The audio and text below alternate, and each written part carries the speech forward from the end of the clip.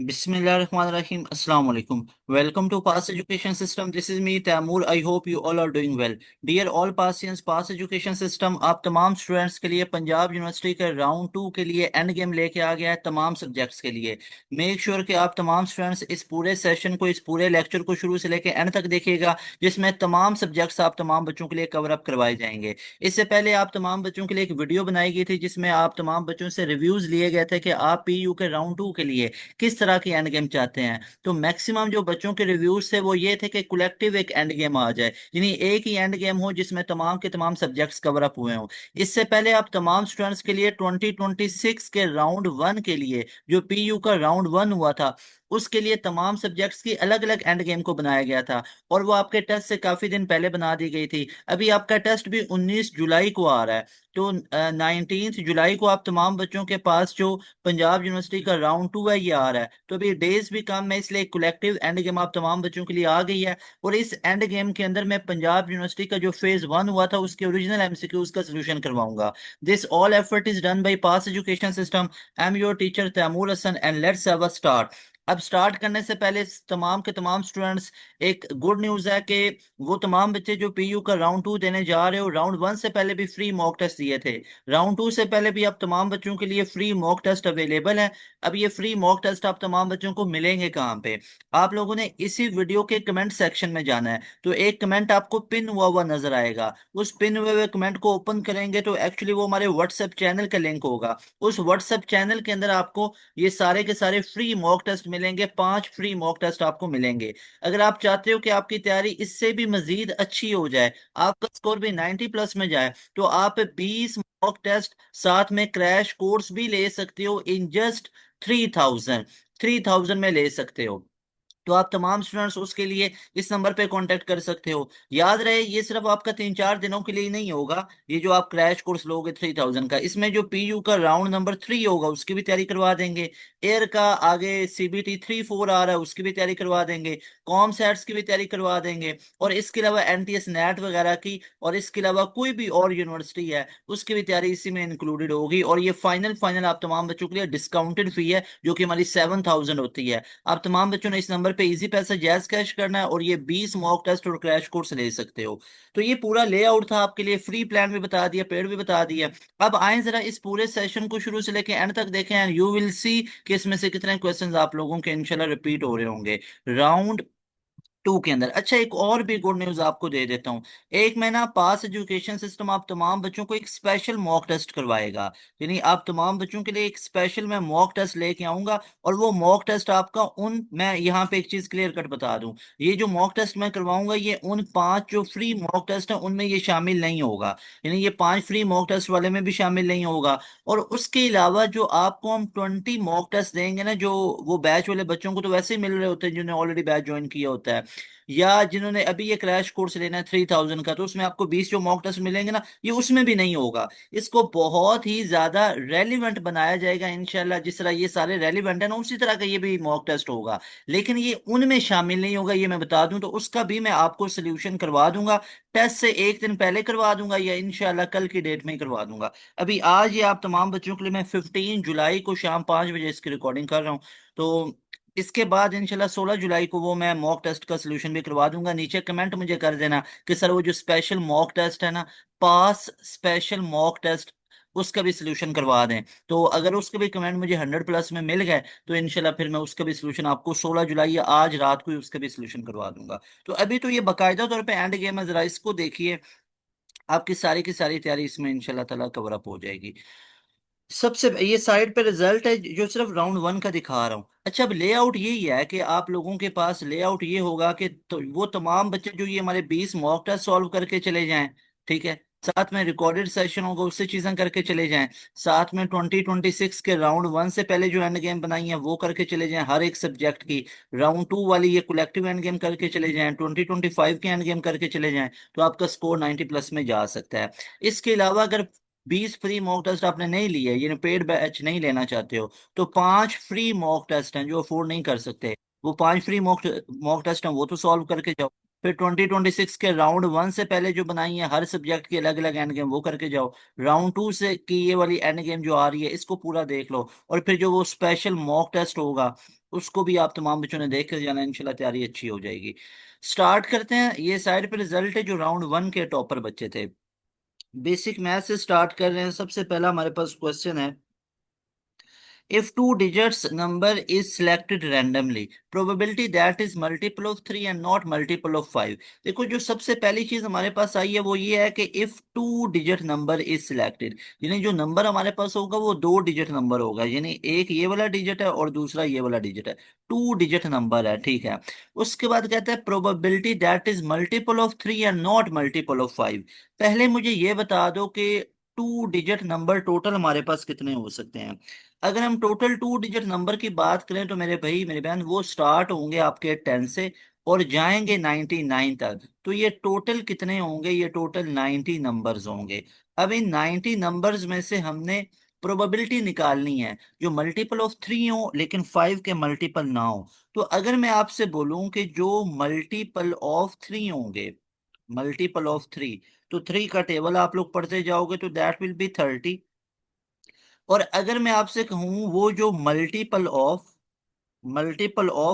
3 and 5 हो, तो फिर आप देखते जाओगे कि 10 से आगे स्टार्ट करो तो क्या 10 3 का मल्टीपल है और 5 का तो है, 3 का नहीं है। 12 15 आप लोग 10 भी नहीं, 11 12 भी नहीं है, 13 14 भी नहीं है, 15 तो 15 वो आ जाएगा जो 3 पे भी डिवाइड होता है 5 पे भी। तो मल्टीपल ऑफ 3 और 5 आप देखोगे तो वो टोटल हमारे पास कितने निकलेंगे, वो 6 निकलेंगे। लेकिन आप लोग बोलोगे सर उसने बोला है जो मल्टीपल ऑफ 3 हो लेकिन नॉट 5 हो। तो आप एक काम कर लो ना, जो मल्टीपल ऑफ 3 है वो टोटल कितने हैं, वो 30 वाले हैं, और जो मल्टीपल ऑफ 3 एंड 5 है वो कितने हैं, 6 हैं। तो इसमें से ये माइनस कर दो, यानी 30 में से 6 को माइनस कर दो तो वो 24 है। तो इनकी प्रोबेबिलिटी हमने निकालनी है। अब प्रोबेबिलिटी तो ऐसे निकाली जाती है, जो हमारी फेवरेबल आउटकम है और नीचे टोटल आउटकम है, और टोटल कितने थे, 90 थे। अब इसको डिवाइड करके चेक कर लो।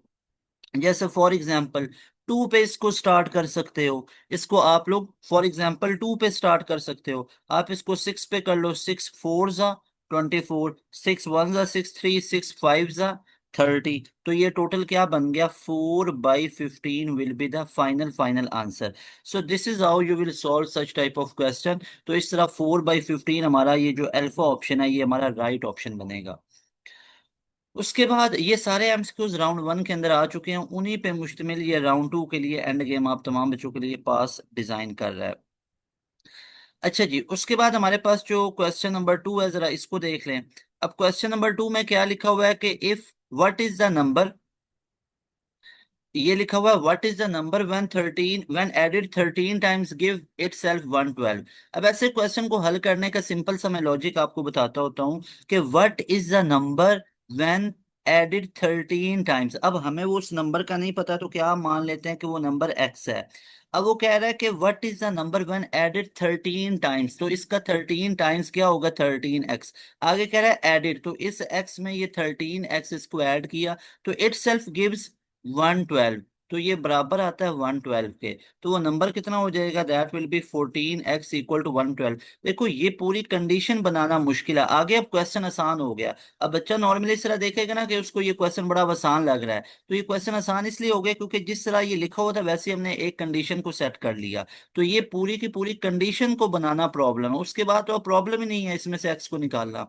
तो यहां से आप लोग देख सकते हो कि एक्स की वैल्यू हमारे पास कितनी आ जाएगी, 112 डिवाइडेड बाई 14। तो 14 8 जा 112 होता है, देख लो, नहीं तो ऐसे 2 7 जा 14, 2 5 जा 10, 2 6 जा, और 7 8 जा 56 होता है। तो एक्स की वैल्यू कितनी आ गई, 8 आ गई। तो हमारे पास यहाँ पे जो राइट ऑप्शन बनेगा वो ये डेल्टा ऑप्शन है। फिर हमारे पास बेसिक मैथ में दूसरा क्वेश्चन है, three unbiased dice are rolled, probability of getting 6 on all 3 dice.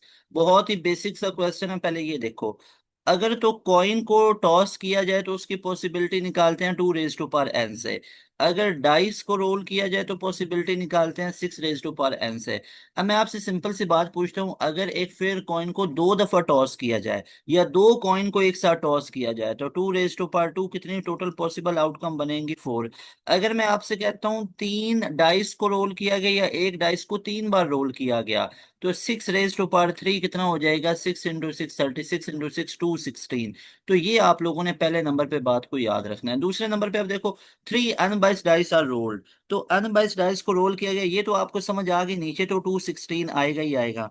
अब वो हमसे ये कह रहा है कि probability of getting 6 on all 3 dice, 6 on all 3 sides, के 6 तीनों पे तीनों पे आए, तो वो उसकी प्रोबेबिलिटी हमारे पास क्या, वो एक ही है कि सब पे 3 3 आ जाएं। 2 बार तो नहीं ना आ सकता 3 3, क्योंकि 3 डाइस को आपने ऐसे रोल किया तो इस पे भी 6 आ गए, इस पे भी 6, इस पे भी 6, तो टोटल इसकी प्रोबेबिलिटी तो 1 आ गई ना। तो ये हमारे पास कितना बन गया? 1/16। तो ये हमारे पास कितना बन गया? दैट 1/216। या आप इसको दूसरे वे में ऐसे भी कर सकते हो, अगर कई बच्चों को ये लगे कि सर ये तो एक डाइस की प्रोबेबिलिटी है 1/216, तो फिर ये 1/216 आप इसको ऐसे कह लो कि पहले पे अगर किया तो 1/6, यानी पहले पे हेड आएगा 1/6 है, दूसरे पे हेड आएगा 1/6, सॉरी पहले पे 6 आएगा, वो भी कितना है? 1/6 है। देखो ना, एक डाइस को रोल किया गया, मैं आपसे पूछता हूँ 6 आने की कितनी प्रोबेबिलिटी? आप बोलोगे एक ही दफा आ सकता है। एक डाई को रोल किया गया, या क्या आएगा? या 1 आएगा, या 2, या 3, या 4, या 5, या 6। तो एक दफा जब लूडो के दाने को उछाला जाएगा तो सिर्फ एक दफा ही चांस है ना कि 6 आ सकता है, वो भी चांस है, कंफर्म नहीं है। तो एक दफा तो 1/6, दूसरी दफा किया गया 1/6, 1 2 3 4 5 6, दूसरी दफा 1/6, तीसरी दफा किया गया 1 2 3 4 5 6, तीसरी दफा 6, तो 1/6 ही है। तो इसको आप क्या लिख सकते हो? 1/6 का क्यूब लिख सकते हो, जो कि 1/2/16 ही बनेगा। तो राइट ऑप्शन हमारे पास यहाँ पे क्या बना? 1/216 बनेगा। उसके बाद है हमारे पास कि a man fenced a square with 27 poles on each side, total poles needed. Total poles कितने चाहिए? ये क्वेश्चन मैंने आपको राउंड 1 में भी करवाया था और ये राउंड 1 में आया भी फिर। अब इस क्वेश्चन को देखो सिंपल वे से कैसे हल कर सकते हैं कि टोटल 27 पोल्स हैं ऑन ईच साइड, और स्क्वायर में साइड्स कितनी होती हैं? 4 होती हैं, तो टोटल पोल्स हमें कितने चाहिए होंगे? जरा देखो, टोटल तो ये कितना बन गया? 4 7 ज़ा 28, 8 टेकन टू, 4 2 ज़ा 8 और 10, तो 108। तो टोटल हमें जो फेंस है वो 27 पोल्स में कितने बनेंगे? 108। अब हमें क्या चाहिए? टोटल पोल्स कितने चाहिए? तो भाई वो 4 इसमें से 108 में से माइनस कर दो जो उसकी साइड्स हैं, तो वो बन जाएंगे 104। तो इतने हमें टोटल पोल्स चाहिए। तो ये हमारे पास बीटा ऑप्शन में राइट बनेगा। उसके बाद है area of rectangle with diagonal इतना है, शॉर्टर साइड 4.5 है। तो सबसे पहले हमारे पास ये देख लो कि एरिया ऑफ रेक्टेंगल हम लोगों ने निकालना है। अब एरिया ऑफ रेक्टेंगल हम निकाल सकते हैं कैसे? हमारे पास एरिया ऑफ रेक्टेंगल कैसे निकाला जाता है? लेंथ इनटू विड्थ, ऐसे ही निकाला जाता है। तो सबसे पहले यहाँ पे आप लोग चेक करो, क्या हमारे पास विड्थ है? शॉर्टर साइड को बेसिकली विड्थ बोलते हैं। लेंथ ज्यादा उसकी लेंथ होती है, लेंथ की मतलब ज्यादा मेजरमेंट होगी और विड्थ की कम होगी, तो शॉर्टर साइड एक्चुअली में किसको बता रहा है? विड्थ को बता रहा है, ये याद रख लो। तो भाई एरिया निकालना है तो लेंथ का नहीं पता है, लेंथ इधर निकाल लेते हैं। और विड्थ कितना है? 4.5 है। अब देखो, हमने निकालना क्या है? लेंथ को निकालना। अब लेंथ को निकालने का आपको एक सिंपल सा तरीका कार बता देता हूँ। यहाँ पे आप लोगों ने याद रखना है कि हमारे पास टोटल टोटल एक फॉर्मूला, एक शॉर्टकट आप ये कह सकते हो कि लेंथ का स्क्वायर प्लस विड्थ का स्क्वायर करेंगे तो वो हमारे पास कितना बन जाएगा? वो बन जाएगा 56.25। इसका अगर और वे से करना चाहते होता है अक्सर ना एक बच्चे, मैं आपको ये स्टूडेंट को बता दूं बात कि एक क्वेश्चन को हल करने के 3 से 4 वेज नॉर्मली बन जाते होते हैं। तो अब मैं ऑब्वियसली एक वे से ही करवाऊंगा ना। अब दूसरे वे से अगर आप मुझे बोलोगे सर इस तरह भी हम कर सकते हैं, वो आपको आसान लग रहा है, ठीक है, तो उस तरह भी कर सकते हो। जैसे if average of 25 number is 18, first 12 average is 14 and last 12 is 17, find the 13 number. अब ऐसे क्वेश्चन को हल करने का बड़ा सिंपल सा तरीका होता है और वो होता है सम वाला शॉर्ट ट्रिक। अब ये सम वाला शॉर्ट ट्रिक है क्या, मैं आपको बताता हूँ।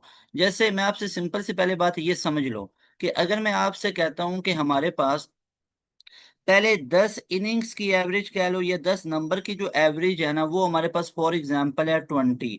तो आप सबसे, और जो हमारे पास एक 11 वाली इनिंग या 11 वाला नंबर ऐड किया, तो एवरेज 24 हो गई है। तो 11 वाला नंबर बताओ। तो आप क्या करोगे, सम निकालोगे एवरेज इनटू नंबर्स। इधर से 11 वाले को कर लोगे तो यहाँ पे भी सम निकालोगे। तो ये जो दूसरे वाला सम होगा, इसमें से पहले वाला सम निकालोगे तो वो एग्जैक्ट 11 वाला नंबर आ जाता है। तो ये शॉर्ट ट्रिक होती है। Average of 25 number is 18। ठीक है। टोटल हमारे पास जो नंबर्स हैं वो कितने हैं, वो 25 हैं।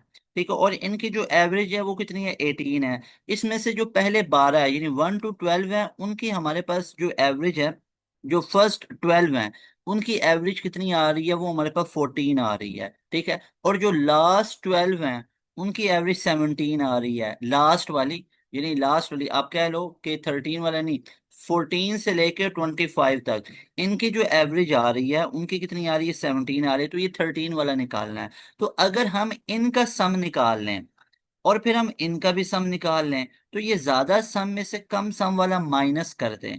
ठीक है। तो आप इस तरह अंदाजा कर सकते हो कि ये हमारे पास कितना होगा, या आप एक दूसरा तरीका इख्तियार कर सकते हो कि यहाँ पे इन सब का सम निकाल लो। यानी 25 नंबर्स हैं और एवरेज कितनी है, 18 है। तो पहले आप इसका सम निकालो, आपको पता चल जाएगा। एवरेज इंटू नंबर्स निकाल लेंगे। तो एवरेज हमारे पास टोटल कितनी आ रही है, जरा देखो। तो एवरेज हमारे पास है टोटल 18, नंबर्स कितने हैं, 25 हैं। तो 25 और 18 को मल्टीप्लाई कर लो।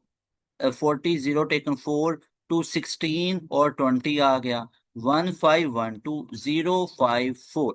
तो ये कितना बन गया, 450। अब याद रहे ये 450 क्या है, सारे नंबर्स की एवरेज है। अब आप इसकी भी आप लोग निकालो सम, इसका भी सम निकालो, दोनों को ऐड कर लो और इसमें से सब्ट्रैक्ट कर लो। है ना बात इजी। तो हम वही काम कर लेते हैं। इसका सम निकालो, सम कैसे निकलेगा, एवरेज इनटू नंबर। तो भैया एवरेज कितनी है, 14 है, नंबर कितने हैं, 12 है। तो अगर आप 12 हमारे पास जो होगा और इनकी एवरेज 14, तो दैट विल बी 168। और इनका अगर सम निकालोगे, एवरेज इनटू नंबर है, तो इनकी एवरेज कितनी है, 17 है। तो नंबर ये भी कितने हैं, ये भी 12 ही है। तो इनकी हमारे पास कितनी आ गई, 204 आ गई। अब आप एक काम करो, अब इन दोनों को ऐड कर लो। ठीक है। इन दोनों को ऐड कर लो। तो इन दोनों को ऐड करोगे तो 8 और 4 12, 2, एक, तो ये 7 और ये 3। तो ये 372 इसमें से माइनस करो, क्योंकि ये पहले 12 की एवरेज आ गई 168, ये आखिरी 12 की आ गई। तो ये टोटल 24 का सम आ गया, कितना, 372। तो ये कितने का सम निकला हुआ है, ये 25 का सम निकला हुआ। तो 25 के सम में से 24 का सम निकालोगे तो एग्जैक्ट वो 13वां नंबर आ जाएगा। तो 450 में से 372 को माइनस करोगे, दैट विल बी 78। तो वो जो 13th वाला नंबर है वो कौन से वाला है, वो 78 वाला है। देखो थोड़ा सा आपको ये देखने में लग रहा होगा, हालांकि कितना इजी है। इस क्वेश्चन का जरा दोबारा फ्लेवर लो। इस क्वेश्चन को जरा हम दोबारा देख लेते हैं, कोई मसले की बात नहीं। यहाँ पे देखो, इस क्वेश्चन को मैं आपको फुल लास्ट पे करवा देता हूँ ताकि समझ आनी चाहिए बाकायदा तौर पे। हमारे पास ये क्वेश्चन क्या था कि उसने सबसे पहले ये चीज बोली हुई थी कि 25 हमारे पास टोटल नंबर्स हैं। ठीक है, अब ध्यान से समझिएगा। और उसने बोला था कि 25 जो टोटल नंबर्स हैं ना, तो इनकी एवरेज हमारे पास कितनी आ रही है, 18 है। ये जरा देख लेते हैं। यानी कि टोटल हमारे पास जो नंबर्स हैं वो कितने हैं, वो टोटल 25 हैं। और उनकी एवरेज कितनी आ रही है, 18 आ रही है। अब जरा देखो, उनकी एवरेज 18 आ रही है, बिल्कुल ठीक है। 25 नंबर्स हैं टोटल, एवरेज उनकी जो है वो 18 आ रही है। अब वो कह रहा है कि जो फर्स्ट, ध्यान से समझिएगा, जो फर्स्ट 12 है ना, उनकी एवरेज है 14। जो लास्ट 12 है ना, उनकी एवरेज है 17। ठीक है। तो वो कह रहा है कि वो जो दरमियान में 13th नंबर को कहीं पे काउंट ही नहीं किया ना, तो वो 13 नंबर बताओ। हमने क्या काम किया, हमने पहले इस पूरे का सम निकाल लिया। तो सम क्या होगा, एवरेज इनटू नंबर। तो वो कर लो, 25 इंटू 18 जो भी आता है वो उसको कर लो। जैसे फॉर एग्जांपल वो यहाँ पे 450 बना है। फिर हमने इस फर्स्ट 12 वाले का सम कैसे निकाला, एवरेज इनटू नंबर। तो वो हमारे पास फॉर एग्जांपल आ गया 168। फिर हमने इसका सम निकाला, तो वो भी ये क्या होगा, एवरेज इनटू नंबर, तो वो आ गया 204। फिर हमने इन दोनों को ऐड किया, तो ये टोटल क्या बन गया, ये हमारे पास बन गया 372। 372 बन गया। अब हमने ये देखा कि टोटल 25 का सम ये था, 24 ये 25 का सम है, ये 24 का सम है, तो 25 में से 24 वाला माइनस करेंगे तो एग्जैक्ट वो 13वां नंबर आएगा जो कि 78 बना। तो भाई समझना जरूरी है, चीजों को समझ के जाओगे, उधर कंफ्यूज नहीं होगे कि क्वेश्चन को करना कैसे है, ताकि इनके सिमिलर भी आ जाएगा ना तो फिर प्रॉब्लम नहीं बनेगी। नेक्स्ट अब देखें, ये हमारे पास बहुत बेसिक सा क्वेश्चन है कि A/B हमारे पास 3/4 है, और जो हमारे पास B/C है ये हमारे पास 12/13 आ रहा है। तो यहाँ पे अब आप एक काम चेक कीजिएगा कि अगर A की वैल्यू देखो तो 3 है, B की वैल्यू देखो तो 4 है। अगले पार्ट में B की वैल्यू 12 है जो कि यहाँ पे 4 थी, मैं बता देता हूँ। B की वैल्यू यहाँ पे पहले हिस्से में 4 है और अगले हिस्से में 12 आ रही है, और जो C की वैल्यू 13 है, आगे निकालना A/C है। तो भाई आप ऐसे नहीं कर सकते, ए चूंकि 3 है तो 3 लिख लिया, और सी यहाँ पे 13 है तो 13, तो 3/13 ये सही हो गया। ऐसा नहीं कर सकते। क्यों नहीं कर सकते? क्योंकि हमारा फिर जो तीसरा नंबर है ना बी वाला, उसकी वैल्यू सेम नहीं आ रही है। या तो उतना इधर ये 4/4 होता या 12/12 होता, तो फिर हम ऐसे कर सकते थे। तो इसके लिए हमें एक शॉर्ट ट्रिक क्या है, जो पास का शॉर्ट ट्रिक है वो ये है कि जब भी ऐसे क्वेश्चन आ जाए तो जो ए और सी निकालना है ना, तो इसके अलावा बी बचता है उसकी वैल्यू सेम कर दो। जरा यहाँ पे देखिएगा, हमारे पास A/B कितना गिवन है, वो गिवन है 3/4, और जो B/C गिवन है वो हमारे पास कितना गिवन है, वो है 12/13। अब देखो, हमारा B जो है वो 4/12 है, ये सेम नहीं है। तो भाई अगर मैं इस पूरे को मल्टीप्लाई कर दूं 3 के साथ, पूरे को 3 से मल्टीप्लाई, 3 3 9, 3 4 12, और नीचे तो कुछ भी नहीं किया, नीचे तो 12/13 सेम है। अब देखो बी चूंकि अब सेम हो गया है, तो अब आप इसको इक्वेट कर सकते हो कि ए की वैल्यू 3 हो गई और सी की वैल्यू 13। तो हमारा अब जो A/C है ना वो 9/13 बन चुका है। So right option will be 9/13। So this is how you will solve such type of questions. उसके बाद है, if price of commodity increases by 50%, by what fraction consumption should be reduced? किस consumption के साथ इसको reduce होना पड़ेगा? तो देखो, सबसे पहली चीज है, जब हमें इनिशियल वैल्यू का नहीं ना पता होता है, तो इनिशियल वैल्यू जो ली जाती है ना वो या तो 1 ली जाती है, या वो जो हमारे पास है ना, या वो 100 ली जाती है। मान लो अब वो 50% बढ़ रही है प्राइस उसकी, तो मैं स्टार्टिंग जो प्राइस है ना उसको मैं मान लेता हूँ 100, कि हमारे पास जो स्टार्टिंग प्राइस है वो 100 है। अब ये सपोज किया है, अब 50% उसमें इंक्रीमेंट आ रहा है, तो वो टोटल कितनी हो गई, 150 हो गई। भाई 50% ऑफ 100, 50% ऑफ 100 कितना होगा, 50 ही होगा। तो 100 का कोई भी परसेंट लोगे वो उतना ही आता है, 20% ऑफ 100, तो वो कितना आया, वो 20 आया, तो 50 आया। तो 100 में मैंने 50 ऐड किया, तो टोटल अब कितनी होगी, 150। अब वो कह रहा है by what fraction consumption should be reduce, वो कितनी रिड्यूस होनी चाहिए। तो वो कॉस्ट स्टार्ट में देखो वो कितनी है, वो 50 है, वो कितनी रिड्यूस होनी चाहिए, अब टोटल कितनी हुई पड़ी है, 150। तो इन दोनों को डिवाइड कर लो, 5 3 जा तो 1/3 वो रिड्यूस होनी चाहिए। तो हमारे पास उसका ऑप्शन क्या बन गया, अल्फा। यानी वो ये बात कर रहा है कि अगर किसी की प्राइस 50% बढ़ रही है तो वो कितनी रिड्यूस होनी चाहिए, उसमें कितनी उसकी कंजम्पशन रिड्यूस होनी चाहिए। ठीक है, उसकी कंजम्पशन रिड्यूस का मतलब क्या है कि भाई जब प्राइस बढ़ रही है तो कंजम्पशन, जो कंज्यूम होने वाली चीज है, उसको कम होना पड़ेगा। कितना कम होना पड़ेगा, 1/3। मान लो अगर मैं आपसे कहता हूं कि कहीं पे पेट्रोल की प्राइसेस 50% बढ़ गई हैं, तो उसको मॉडरेट रखने के लिए हमें कंजम्पशन 1/3 कम करना पड़ेगी, ताकि उस चीज को बैलेंस। तो ये उस टाइप का क्वेश्चन है। उसके बाद हमारे पास बेसिक मैथ में नेक्स्ट क्वेश्चन है कि जीरो एक क्या है, रैशनल नंबर है। तो हमारे पास alpha option is the right option. फिर है, if each side of rectangle is increase by 20%, percentage increase in its area. अब यहाँ पे ये चीज दोबारा देख लो, मैं जो आपको ट्रिक बताया, जो पास का शॉर्ट ट्रिक है, वो इधर भी एप्लीकेबल है। अब स्टार्ट में मान लो इनिशियल प्राइस क्या मानोगे, पहले 100 मानी है, तो भाई आप इनिशियल प्राइस अब 1 मान लो, कोई मसले की बात नहीं है। अब इनिशियल प्राइस, या अब यहाँ पे इनिशियल प्राइस तो नहीं है, यहाँ पे इनिशियल वैल्यू की बात होगी। इनिशियल वैल्यू आप मान लो 1, भाई हमें नहीं पता, ई side of rectangle is increase by 20%, तो भाई वो पहले साइड कितनी थी, नहीं पता, 1 मान लो। अब 20% बढ़ी है, मैं आपसे कहता हूँ 20%, परसेंट की जगह पे 1/100, किसका, स्टार्टिंग प्राइस 100 या 1 मान लो, तो ये 0 0 से कैंसिल हो गया, तो कितना बचा, 20 ही बचा। तो अगर स्टार्टिंग प्राइस 1 मान लो या 20 मान लो, या अगर आपने 1 माना था तो 20% क्या होगा, 20/100, 0 0 से कैंसिल, 2 5 सा, तो कितना बना, 0.5 बना। तो इट डिपेंड्स कि आपने स्टार्टिंग प्राइस अगर मानी 1, तो फिर इंक्रीमेंट 0.2 का ऐड करना है। अगर स्टार्टिंग प्राइस 100 मानी तो इंक्रीमेंट 20 का ऐड करना है। तो स्टार्टिंग प्राइस मैंने 1 मानी है, तो इंक्रीमेंट 20% हुआ है जो कि 0.2 के बराबर है। तो अब इस 1 में ये 0.2 ऐड किया तो कितना हो गया, 1.2। भाई ये ऐसा भी हो सकता था 120, बिल्कुल आई डू एग्री कि अगर स्टार्टिंग प्राइस आपने 100 मानी, 20% का इंक्रीमेंट आया, 20/100 मल्टीप्लाई बाय 100, तो ये 20, तो ये 20 ऐड किया तो 120, बात ठीक है। लेकिन ये स्टार्टिंग प्राइस 1 मान ली, 20% का इंक्रीमेंट था तो 0.2 ये बना, 0.2 इसमें ऐड किए तो 1/2, 1/1.2 आ गया। अब वो कह रहा है कि हर एक साइड, तो भाई रेक्टेंगल की एक साइड 1/2 बड़ी है तो दूसरी साइड भी क्या होगी, 1/2 ही हो जाएगी, 1.2 ही हो जाएगी। अब एरिया निकालना आप लोगों ने। अब वो कह रहा है कि परसेंटेज इंक्रीज इन एरिया। तो भाई अब देखो पहले एरिया न्यू वाला कितना हो गया, 1.2 मल्टीप्लाई बाई 1.2।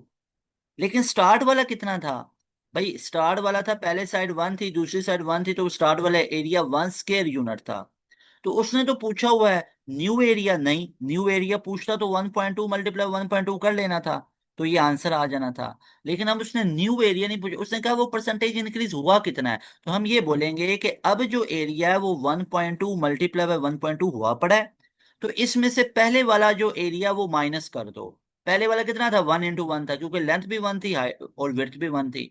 तो इसमें से वो माइनस कर दो। तो 1.2 मल्टीप्लाई बाय 1.2 करके देख लो, तो ये कितना आ गया, ये हमारे पास बन गया, दैट विल बी 1.2 × 1.2, 2 × 4, 2 × 1 = 2, 1 2 1, तो 4 4 1, तो ये कितना आ गया, 2। तो हमारे पास पॉइंट के बाद 2 आने चाहिए, 1 2, तो 1.44। तो 1.44 -1 करोगे तो 0.44 बचा। अब 0.44 को परसेंटेज में लिखने के लिए मल्टीप्लाई बाय 100 कर लो, तो ये बन जाएगा 44%।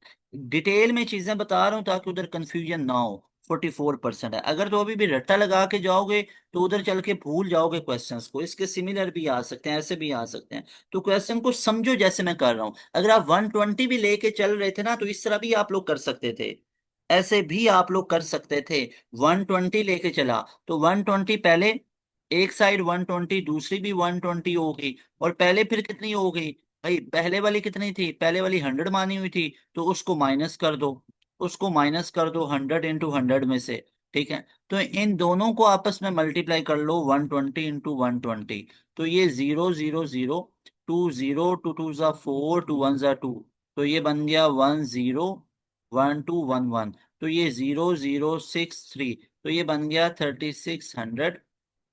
इस तरह करके यहाँ पे देखो, ये इसको 120 × 120 को इधर मल्टीप्लाई करो, यहाँ पे देखो 120 × 120, 0 0 0 आ गया, 2 0, 2 2 = 4, 2 1 = 2। फिर इधर देखो 10 12 और 11, तो 0 0 4 4 4 1 आ गया। ठीक है, तो 14400 कितना बन गया, 14400, और इसमें से करोगे तो 4 0 आ गई। ठीक है, तो अब देखो पीछे कितना बचा, 44 हमारे पास यहाँ पे, ये 4 0, तो ये हमारे पास कितना बचा, इसमें से अगर आप ये माइनस कर दोगे 0044, तो कितना बचा, 4400 बचा। अब इसको डिवाइडेड बाई 100 कर लोगे 2020 से, तो फिर भी 44%। देखो इस तरह भी क्वेश्चन का आंसर 44% आ रहा है। तो ये रट्टे वाली बात नहीं कि इनिशियल वैल्यू 1 मानी जाती है या 100 मानी जाती है। मैंने दोनों वे से आपको प्रूव करके दिया कि यू विल हैव 44%। उसके बाद है कि a clock strikes once at 1, twice at 2, how many times in 10 hours. 10 घंटों में कितनी बार वो स्ट्राइक करेगी। सबसे पहले ये देखो, हमारे पास वो कह रहा है कि a clock strikes once at 1, ठीक है, और ट्वाइस एट 2, के 2 दफा 2 पे करती है। तो हमारे पास how many times in 10 hours, 10 घंटों में टोटल कितना करेगा, तो भाई इसका सम कर लोगे, 1 + 2 + 3 प्लस अप टू सोन +10 तक, तो ये कितना बनता है, वो 55 है। तो उसके कितना स्ट्राइक आएगा, 55। उसके बाद है a player has certain average of 9 innings. ठीक है, in 10th inning he score 100 run, increases average by 8 run, new average हमारे पास कितनी हो जाएगी?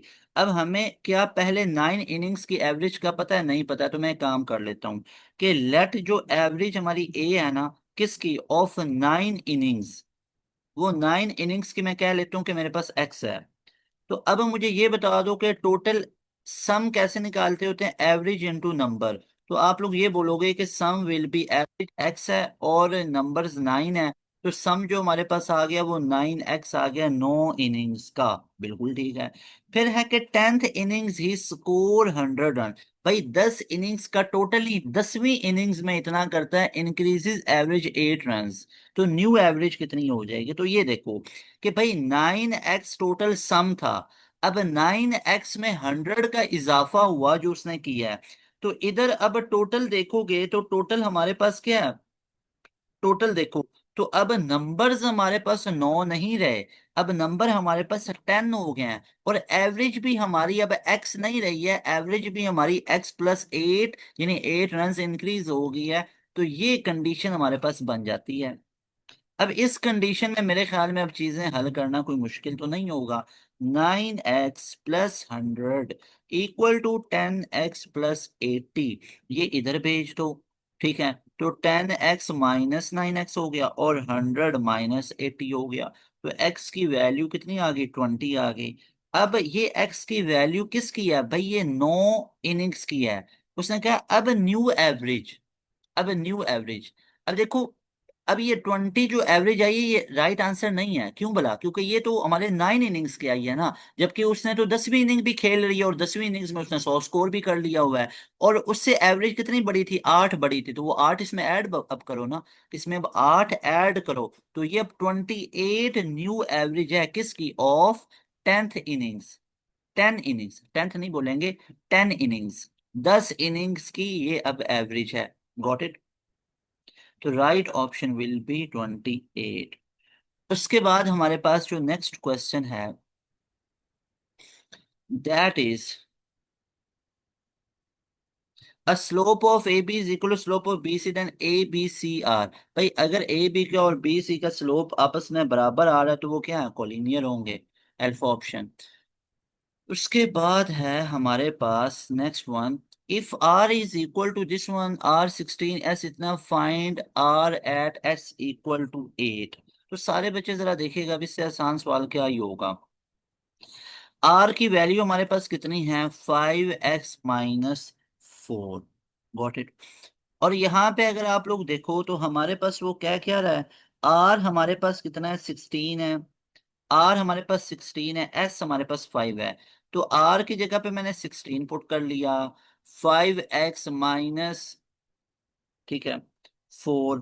तो ये हमारे पास कितना बन गया? ये इसमें से माइनस करोगे तो कितना हो जाएगा? यहाँ पे देखो, तो ये हमारे पास x की वैल्यू कितनी बन जाएगी? That will be equal to, यहाँ पे ये बन गया। और आगे कह रहा है find R at S = 8। S = 8 पे आप लोगों ने करना है। तो यहाँ पे अगर आप लोग देखो तो हमारे पास 16 = 5x - 4 आ गया। तो यहाँ से अगर हम x की वैल्यू निकालेंगे तो कितनी आ जाएगी? तो ये 16 प्लस, ये माइनस हो रहा उधर चल के प्लस हो गया, और इधर 5x है बच्चों। तो 5x will be equal to 20, तो x will be equal to 4। तो x की वैल्यू 4 आ गई। Got it? ओके। अच्छा, इससे अगर कंफ्यूज, मैं ये चाहता हूँ कि बच्चे ना, अभी कल परसों आपका टेस्ट है, आप ये वीडियो देख रहे हो, एक दो आपको कंफ्यूजन हो ही ना। देखो मुझे लगता है थोड़ा सा आपको ना कंफ्यूजन हुई होगी। ये देखो, ये r की पूरी वैल्यू लिखी हुई है, इसको इधर ऐसे साइड पे लिख लो, 5x - 4। अब r कितना? 16, 16 पुट कर लिया, इक्वल टू 5x - 4। ठीक है, तो अब यहाँ पे देखो ये 4 उधर भेज दो, तो 16 + 4 बराबर है 5x आ गया। तो x की वैल्यू कितनी आ गई? 20/5। तो कितनी आ गई? 4 आ गई। ओके। अब दूसरी बात, वो कह रहा है find r eight S = 8। S = 8 पे आप लोगों ने निकालना है। तो इसका तो मतलब क्या हुआ कि हमारे पास r की वैल्यू कितनी है? 5x - 4। तो अब r हमें निकालना है, 5 × x की जगह पे 8 - 4, तो 5 यहाँ पे, अब ये कितना आ गया हमारे पास? That will B 5x - 4। अब हमने निकालना किस पे? x = 4 आ चुका है ना, तो अब यहाँ पे हमारे पास ये क्या बनेगा? 4 into 8, 4 into 8 -4, 32।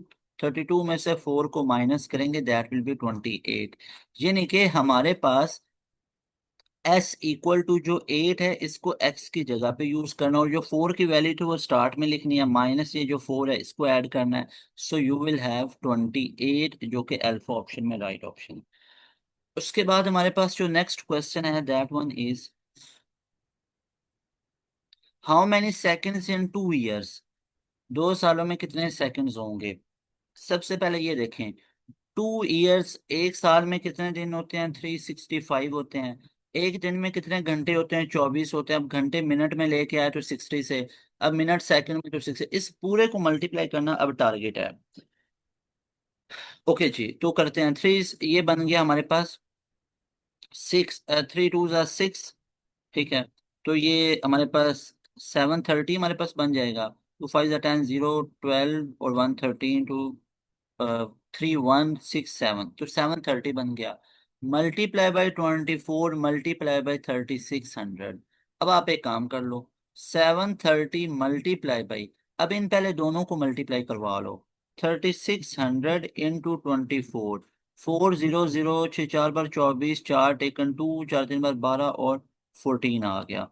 उसके बाद 2 0, 2 6 12, 2 टेकन 1, और उसके बाद यहाँ पे 2 0 और फिर 2 0 यहाँ पे। इसको दोबारा देखो यहाँ पे, अब ये खुद भी कर लोगे लेकिन मैं आपको पूरा सॉल्व करके देता हूँ। 4 0 4 0 24, 4 टेकन 2, 12 और 14 आ गया। यहाँ पे 0, 2 0 2 0 2 6 12, 2 टेकन 1, 2 3 6 और 1 7, तो 0 0 4 6 8। तो ये हमारे पास बन गया, मल्टीप्लाई बाई 86 400। अब इनको मल्टीप्लाई करो, 86 400 मल्टीप्लाई बाय 730। देखो, 1 2 3 4 5, उसके बाद 3 0 3 0, 3 4 12 टेकन 2 1, 6 18 और 1 19 9 टेकन 1, ठीक है। 3 3 6 18 और 1 19 और 3 8 24 और ये 25 आ गया। उसके बाद 7 7 0 7 0, 7 4 28, 8 टेकन 2, 7 6 42 44, 4 टेकन 4, 7 8 56 और 4 60। तो ये टोटल क्या बन गया, इधर 0 0 0 2 17 1 10 1 3 6, तो 630 72 हजार, 630 72 हजार अल्फा ऑप्शन। देखो अब इतना करना ही पड़ेगा ना आपको, उधर पेज पे जगह मिली होती है तो ये करना पड़ेगा, इस पे कोई टाइम नहीं लगेगा आपका। उसके बाद, train length 50 metre passes a man in 3 second, speed in kilometre per hour will be equal to. अब यहाँ पे देखो, सबसे पहली चीज हमारे पास s equal to v t relation तो होता है, निकालनी स्पीड है तो speed will be s upon में टी। अब अगर आप यहाँ पे देखो तो हमारे पास जो डिस्टेंस है वो कितना है, वो 50 का है। टाइम हमारे पास कितना आ रहा है, 3 का आ रहा है। अब यहाँ पे इशू ये है कि ये जो आपकी स्पीड निकलेगी ना, ये मीटर पर सेकंड में निकलेगी। ये किस में निकलेगी, मीटर पर सेकंड में। लेकिन उसने बोला हुआ है किलोमीटर पर और में करो, तो किलोमीटर पर और में करने के लिए आप इसको मल्टीप्लाई करवा दो 18/5 से। अगर मीटर पर सेकंड में जाना था तो 5/18 से करना था, अगर किलोमीटर पर और में जाना तो 18/5 से करना पड़ेगा। अगर ये भी भूल जाए कोई मसले की बात नहीं है। 50/3 मीटर पर सेकंड में है ना। अब मीटर किस में जा रहा है, किलोमीटर में, ठीक है। और सेकंड किस में जा रहा है, ऑर्स में जा रहा है। तो अब मुझे ये बताओ, अगर किलोमीटर मीटर में जाता तो 1000 से मल्टीप्लाई और 3600 पे डिवाइड।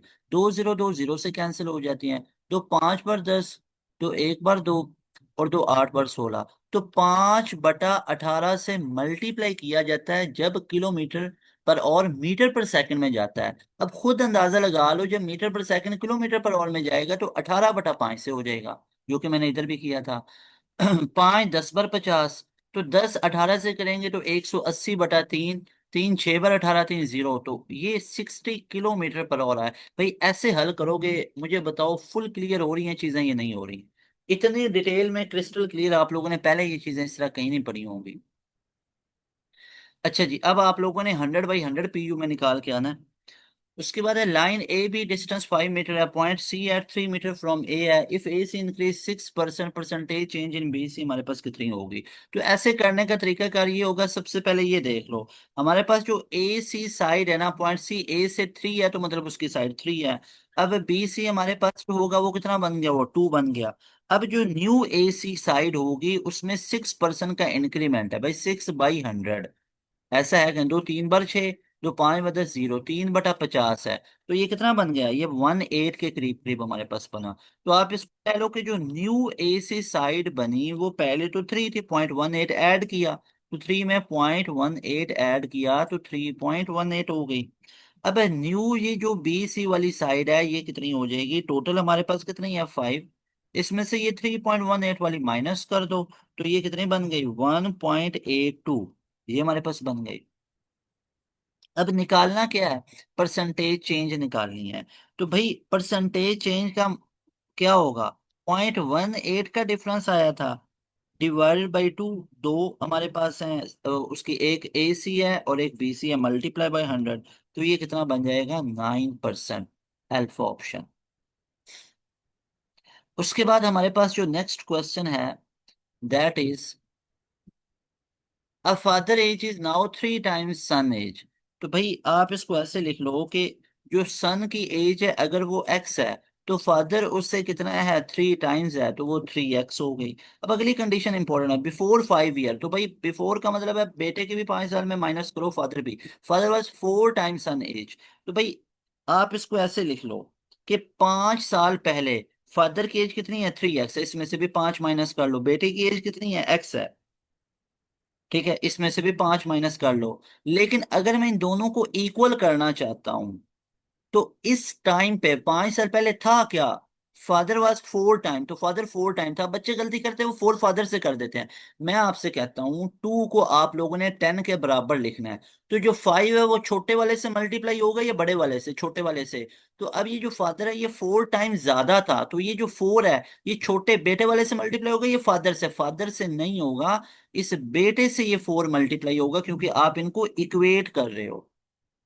तो अब ये कंडीशन बन चुकी है कि 3x-5 इक्वल टू 4 × x-5। दोबारा देख लो कि बेटे की जो एज है, father age is now 3 times son है, तो सन मान लो x है तो फादर 3x है, 5 साल पहले, तो फादर में भी 3x में से 5 माइनस कर दो, बेटे में से भी x में से 5 माइनस कर दो। लेकिन फादर वाज 4 टाइम्स ना, तो ये 4 बेटे की एज से मल्टीप्लाई करो ताकि इनको इक्वल रख सकें। तो अब ये बन गया 3x-5 बराबर है 4x-20। अब आप लोग जानते हो ये इधर भेज दो, तो ये x बचा, ये उधर भेजोगे -5 प्लस का 20, तो x की वैल्यू 15 आ गई। तो सन की एज 15 है अभी, और फादर की एज कितनी हो जाएगी 45, क्योंकि वो 3x है ना, तो वो कितनी हो जाएगी 45। लेकिन उसने पूछी किसकी है, sons age, so that is 15। उसके बाद हमारे पास नेक्स्ट है ए बराबर ये बी बराबर ये A/B। इसका मैं शॉर्टकट आपको बताता होता हूँ। A/B हमारे पास कितना है 2/3 है, B/C हमारे पास कितना है 4/5 है। उल्टा n मल्टीप्लाई करो, इधर से इधर, फिर इधर से इधर, फिर इधर से इधर। 4 2 4 8, 4 3 12, 3 5 15, 8 12 15 इज द राइट आंसर।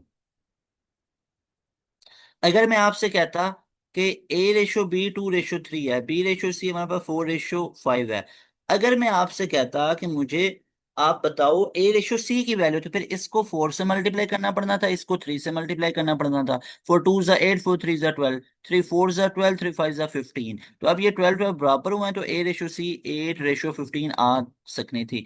तो ये हमारा A/C निकालने का फॉर्मूला, और ये A/B/C निकालने का उल्टा है, नीचे ऊपर से नीचे, इधर से इधर, फिर इधर से इधर।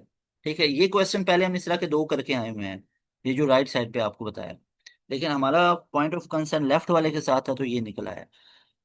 उसके बाद average temperature Wednesday Thursday Friday को 40 डिग्री सी है, Thursday Friday Saturday 42 degree C है, सैटरडे को 42 डिग्री सी है, तो वेंसडे टेम्परेचर हमारे पास कितना होगा? अब इस तरह के क्वेश्चन को हल करने का सिंपल सा तरीकाकार ये है कि Wednesday Thursday Friday average temperature कितना है? 40 है। तो भाई ऐड कर लो 40, 40 और 40, तो सम कितना आ गया? वेंसडे थर्सडे और फ्राइडे को टेम्परेचर का सम 120 आ गया। अब आगे वो कह रहा है कि थर्सडे फ्राइडे सैटरडे को 42 है। ठीक है, 42 है। तो भाई अगर 42 है तो टू टू इजाफा कर दो। किस किस में जरा सुनिएगा, थर्सडे फ्राइडे और सैटरडे। इसका अगर आप करोगे तो ये टोटल कितना बनेगा? ये बनेगा हमारे पास, ये कह रहा है कि 42 है। ठीक है, यानी कि वेंसडे थर्सडे फ्राइडे को 40 है, फिर आगे कह रहा है Thursday Friday Saturday is 42 degree C. तो अब वो टोटल उनका सम कितना बन गया? वो बन गया थर्सडे फ्राइडे सैटरडे का 126। अब ये दो अलग अलग उसने कंडीशन बताई हुई है। ठीक है, इसको कंडीशन वन मान लो, इसको कंडीशन टू मान लो। अब वो कह रहा है सैटरडे को 42 डिग्री सी है, तो भाई आप लोग मुझे बताओ थर्सडे और फ्राइडे को फिर कितना हो जाएगा? भाई 42 और 42 हो गया ना, 84। ठीक है, 84 हो गया। तो वेंसडे को कितना होगा? वेंसडे वाला कहाँ पे लिखा हुआ है? इधर भी वेंसडे वाला है, इधर भी वेंसडे वाला है। तो भाई थर्सडे और फ्राइडे का जब 84 हो गया, तो बच्चों वेंसडे को कितना हो जाएगा? ये पहली कंडीशन, इसको देखो। पहली condition, Wednesday plus Thursday plus Friday is equal to 120। तो थर्सडे और फ्राइडे को कितना हो चुका है? जरा देखो, ये हो चुका हुआ है 84। तो Wednesday plus 84 will be equal to 120। तो Wednesday will be equal to 120 minus 84। तो ये कितना हो गया? 120 में से 84 निकालो तो 36 डिग्री सी। तो वेंसडे को कितना है temperature? 36 degree C. So alpha option is रहा। भाई मैंने कुछ भी नहीं यहाँ पे किया, जो लिखा था ना, average temperature of this one 40 है, तो मैंने उनका सम करके लिख लिया सबका, तो 120 बना। फिर उसने बोला मुझे कि भाई आगे वाली कंडीशन में ना, कि वो कह रहा है थर्सडे फ्राइडे सैटरडे 42 है, तो मैंने 42 के हिसाब से किया तो 126 बन गया। फिर उसने कहा सैटरडे को 42 है, तो वेंसडे को क्या होगा? भाई सैटरडे को अगर 42 है और इधर थर्सडे फ्राइडे सबका 42 था, तो 42 प्लस 42 कितना हो गया? 84 हो गया। अब ये उठा के इन दोनों की जगह पे पुट किया, 84 उधर चल के माइनस हुआ, तो कितना आ गया? 36 आ गया। सो 36 will be the right answer. Is that clear? अच्छा जी, अब इसके बाद हमारे पास जो नेक्स्ट क्वेश्चन है, how many arrangement can be made from the word Pakistan. यहां से हम अरेंजमेंट कितनी बना सकते हैं पाकिस्तान के वर्ड से? अब मेरे ख्याल में तो आप सबको पता होगा, अरेंजमेंट मतलब परमुटेशन की बात हो रही है, एनपीआर। तो जब 1 2 3 4 5 6 7 8 8 फैक्टोरियल नीचे जितनी रेपिटेशन है, तो ए दो बार आया तो 2 फैक्टोरियल। तो ये कितना बन जाएगा? दैट विल बी 8.7.6.5.4.3.2 नीचे 2 फैक्टोरियल। टू टू से कैंसिल हो गया, 4 3 ज़ा 12। ठीक है, आप इसको मल्टीप्लाई कर लो, 8 into 7 into 6 into 5 into 4 into 3। 8 7 ज़ा 56। 56 को 6 से कर लो, 36 6 3 30 और 33, 336 आ गया।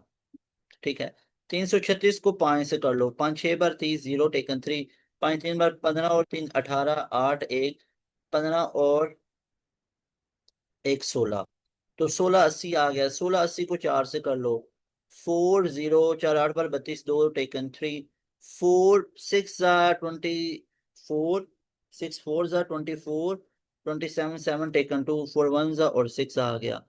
अब इसको 3 से कर लो, 6 7 2 0 को 3 से, 3 0 3 2 ज़ा 6, 3 7 ज़ा 21 टेकन 2, 18 और 20, 2160 right option is alpha option. Got it. अगर आपको इधर से मल्टीप्लाई करना आसान लगता है, राइट साइड से शुरू कर लो। ठीक है, अच्छा जी, उसके बाद हमारे पास जो नेक्स्ट क्वेश्चन है, selection of 9 football player out of 11 is. अब देखो, सिलेक्शन के लिए कॉम्बिनेशन यूज होता है, यानी कि 11 C 9। 11C 9 को आप लोग कैसे लिख सकते हो भाई? 11, 11 माइनस 9 2, तो 11C2 एक्सपैंड करो, तो that will be what, 11 dot यहाँ पे 10। ठीक है, तो ये हमारे पास आ गया 11 डॉट, आप इस NCR को ऐसे लिख सकते हो, n फैक्टोरियल अपॉन में r factorial into n minus r factorial.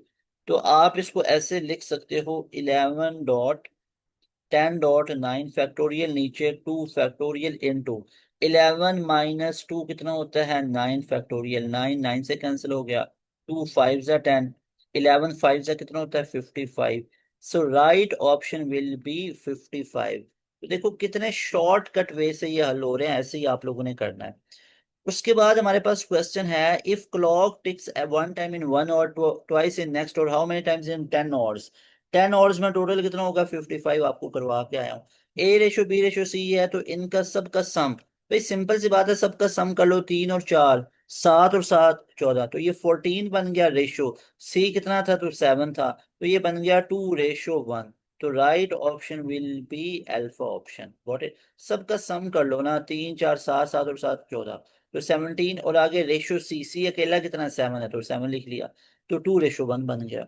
उसके बाद स्लोप ऑफ द लाइन, भाई लाइन की इक्वेशन गिवन हो तो क्या करते होते हो, y equal to m x plus c के साथ कंपेयर कर लो, तो ये बन जाएगा y की वैल्यू निकालना चाहो, ठीक है, y की वैल्यू निकालना चाहो तो ये 8 उधर गया माइनस, ठीक है, और ये उधर गया तो प्लस का x हो गया, और 2 y के साथ है, और y बराबर है 2 को डिवाइड कर लो, तो -4 प्लस x/2, तो क्या लिख सकते हो, y बराबर है हाफ x -4। अब कंपेयर करो किसके साथ भला, y equal to m x plus c के साथ, तो भाई आपको पता चलेगा m की वैल्यू, स्लोप की वैल्यू 1/2 है, तो स्लोप की वैल्यू 1/2 है, alpha option is the right option. देखो ऐसे हल करनी है चीजों को आप लोगों ने। फिर हमारे पास है एक्सपैंड एंड सिंप्लीफाई, इसको एक्सपैंड और सिंप्लीफाई क्या करना है, इसमें कुछ लॉजिक ही नहीं है, a minus B A plus B, तो a का स्क्वायर माइनस b का स्क्वायर है, ठीक है। अच्छा जी, उसके बाद है a single location in space is called point, उसको पॉइंट बोला जाता है, पॉइंट की डेफिनेशन है। फिर a line segment is extended in two directions indefinitely, तो उसको क्या बोलते हैं, लाइन बोलते हैं। फिर है एलसीएम ऑफ 12 15 और 20, एलसीएम कितना होगा 60 होगा, मेरे ख्याल में ये करने की जरूरत तो नहीं है, ठीक है, एलसीएम कितना होगा 60, 12 15 और 20, ठीक है। तो पहले आप लोग 3 पे देखो, 3 4 सा, 3 5 सा, और 20 का 20 आ गया। फिर आप 4 पे देखो, 4 1 सा, 5 का 5 4 5 सा आ गया, ठीक है। फिर 5 पे 1 सा 1 सा, 5 4 बार 20, 20 को 3 से करोगे तो क्या होता है 60 आता है, अल्फा ऑप्शन। उसके बाद है सम ऑफ ज्योमेट्रिक इनफाइनाइट, ये ज्योमेट्रिक है, इनफाइनाइट ज्योमेट्रिक प्रोग्रेशन का सम एस इन्फिनिटी बराबर है 1 में हमारे पास ये क्या आ जाएगा, A1 में 1 - R, ऐसे ही है। तो देखो जरा, A1 कितना है, या A कितना है, ये 1/2 है, ठीक है, ये कितना है हमारे पास 1/2 है। सम इन्फिनिटी का निकालने का फॉर्मूला क्या है, A/1 - R, तो ये 1/2 डिवाइड बाई 1 - R, 1/4 को 1/2 पे करोगे तो कितना आता है 1/2 आता है, तो ये 1/2 डिवाइडेड बाई, नीचे 1 में से 1/2 गया तो 1/2, 1/2 1/2 से कैंसिल हो गया तो क्या बचा 1, तो हमारे पास इसका सम कितना आ गया 1 आ गया। Is that clear? ओके। उसके बाद जो नेक्स्ट क्वेश्चन है, ए प्लस बी का whole square minus a minus b का होल स्क्वायर किसके इक्वल है, तो ए प्लस बी का whole square a square plus b square plus 2ab, minus का साइन है तो ब्रैकेट लगाएंगे, ए का स्क्वायर प्लस बी का स्क्वायर -2ab है, तो ये बन गया ए का स्क्वायर प्लस बी का square plus 2ab minus a square minus b square plus 2ab, ये प्लस प्लस वाला माइनस माइनस से cancel, +2ab will be equal to 4ab, so right option will be 4ab। उसके बाद solve for x, अभी x के लिए निकालो जी, 2x बराबर है 9 - 1, 2x will be 8, x will be equal to 4, so right option will be 4। उसके बाद है 33 वाला कि x प्लस 1 है तो इसकी वैल्यू को निकालो। तो भाई सिंपल सी बात है, दोनों साइड पे स्केयर को अप्लाई कर दो। तो स्केयर लोगे तो a प्लस बी का whole square will be equal to 9। इसका स्केयर ओपन कर लो, ठीक है। और b का स्केयर प्लस 2ab, तो वो इसे कैंसिल हो जाए, इक्वल टू 9। तो x square plus 1/x square will be equal to 9 - 2। तो x square plus 1/x square will be equal to 7. So that will be your final answer। उसके बाद A plus B plus C 0 है, ए का cube plus B का cube plus C का cube will be equal to, ये simple सा formula आपसे पूछ रहा भैया, ये बराबर होगा 3ab से। 3abc के इक्वल आ गया alpha option. A number when added to 13 time itself gives 112। एक नंबर x, उसका 13 टाइम 13x, उसको ऐड किया आता है 112। तो ये आ गया 14x will be equal to 112। तो x की वैल्यू आ गई 112/14। 2 7 पर 14, 2 5 पर 10, 2 6 पर 12, 7 8 पर 56। तो x की वैल्यू आ गई 8। So right option will be delta. उसके बाद है probability of getting number greater than 4। ठीक है, ग्रेटर देन 4 की प्रोबेबिलिटी हमारे पास कितनी आ जाएगी, या 5 होगा या 6 होगा। तो 2/6 यानी कि 1/3 आ गई। So alpha option is the right option. फिर how many words can be form from the word plain. Plain से कितने बन सकते हैं, तो भाई प्लेन में 1 2 3 4 5, 1 2 3 4 5। तो 5 फैक्टोरियल, 5 फैक्टोरियल 5.4.3.2.1, 5 4 बार 20, 3 60, 60 तो 120। तो 120। सो राइट ऑप्शन विल बी 120। उसके बाद है average of first 97 natural number. तो नेचुरल नंबर की आप लोगों ने एवरेज निकालनी है। तो एवरेज निकालने का फॉर्मूला क्या होता है, सम डिवाइडेड बाय नंबर। तो सम कैसे निकालेंगे, sum of first n into n plus 1 divided by 2। तो देखो n कितना है, 97 इंटू 98/2, 2 4 जा 2 9 जा। तो सम कितना है, 97 multiply by 49 divided by numbers कितने हैं, 97। 97 से कैंसिल हो गया। तो एवरेज आ गई 49 की। देखो ऐसे हल करना है। तो टोटल क्या आ गया, 49। अब ये समझ में आया, एवरेज होता है ना सम अपॉन में नंबर। लेकिन हमें तो सम भी नहीं पता था। Sum of n natural number निकालने का फॉर्मूला होता है n into n plus 1 divided by 2। तो इधर से मैंने इसको 49 और 97 को मैंने मल्टीप्लाई क्यों नहीं किया, क्योंकि मुझे पता था नीचे 97 आना है, वो इससे कैंसिल हो जाएगा, पीछे 49 बचेगा। So average will be 49। Got it. उसके बाद हमारे पास जो नेक्स्ट है दैट इज 39 वाला, कि सम ऑफ 97 नेचुरल नंबर। अब उसका सिर्फ सम पूछ रहा है, ओके। तो sum will be equal to n into n plus 1 divided by 2। तो n कितना है, 97 into n plus 1, 98 divide by 2।